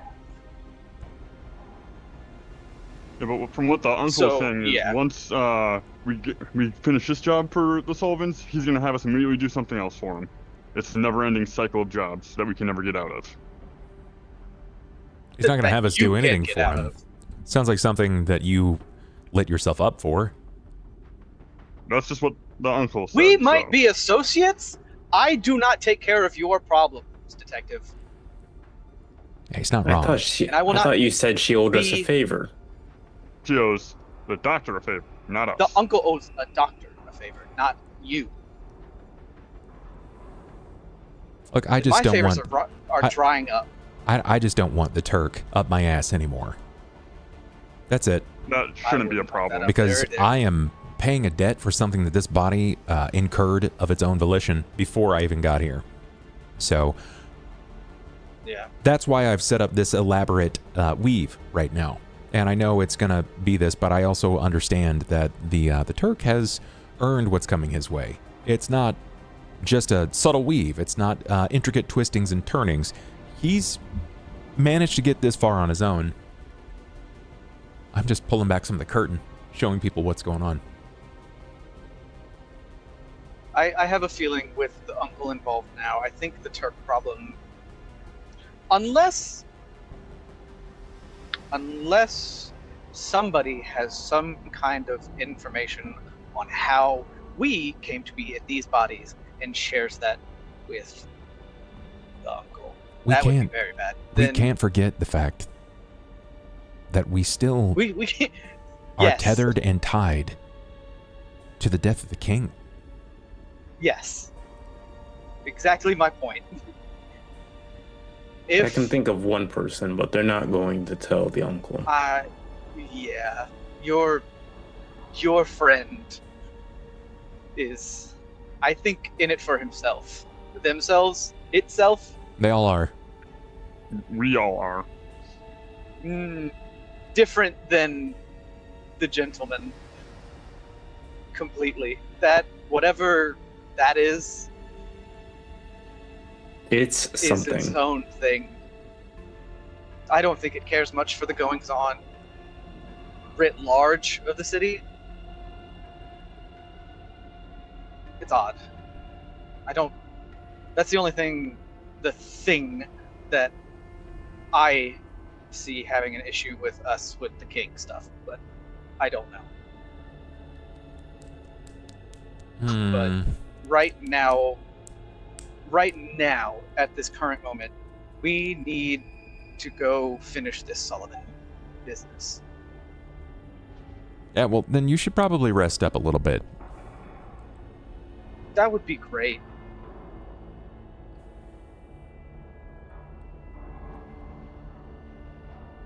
Any other business for the night before I fall asleep on this cold metallic table?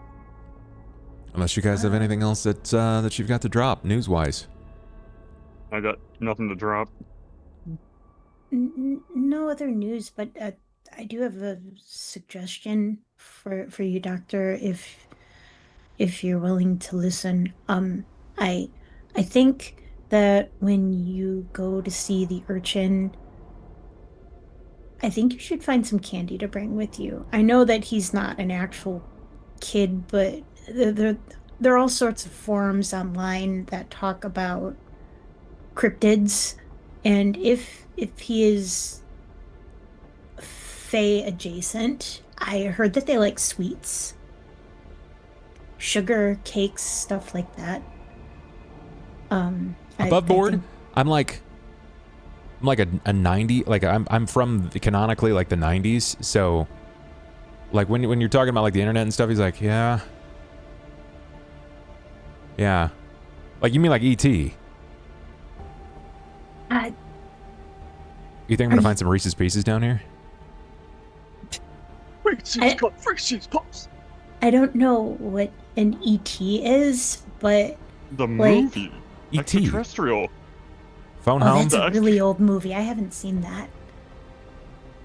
You remember the Probably go watch it at the nothing? We'll probably go watch it in silent film at the theater eventually. I do like movies. I like vintage movies. We can do that. Vintage. Oh no, they're not vintage. They're modern movies made vintage. It's very fun. She looks extremely perplexed. I mean, I guess it is. It's a little older, but I wasn't gonna say vintage. Yeah. What, like that movie was from the 80s? That's like Not really that long ago. old. It's like not that long ago. I mean, from the perspective of the city, that's now and forever ago and in the future, apparently. Yeah.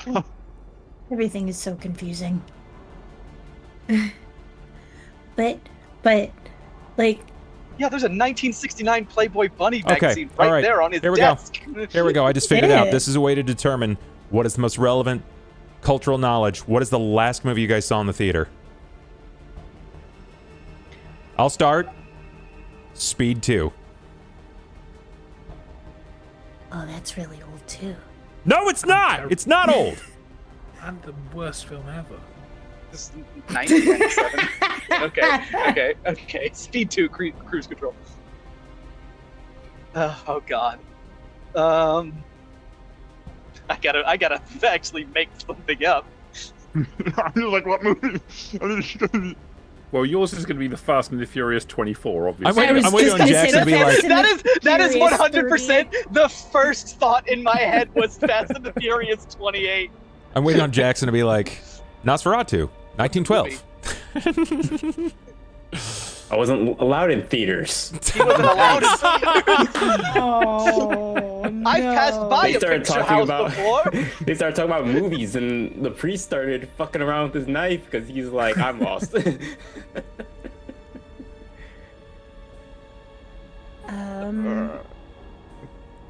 Okay. The Kimetsu no Yaiba Infinity Castle. Are any of you guys familiar with that?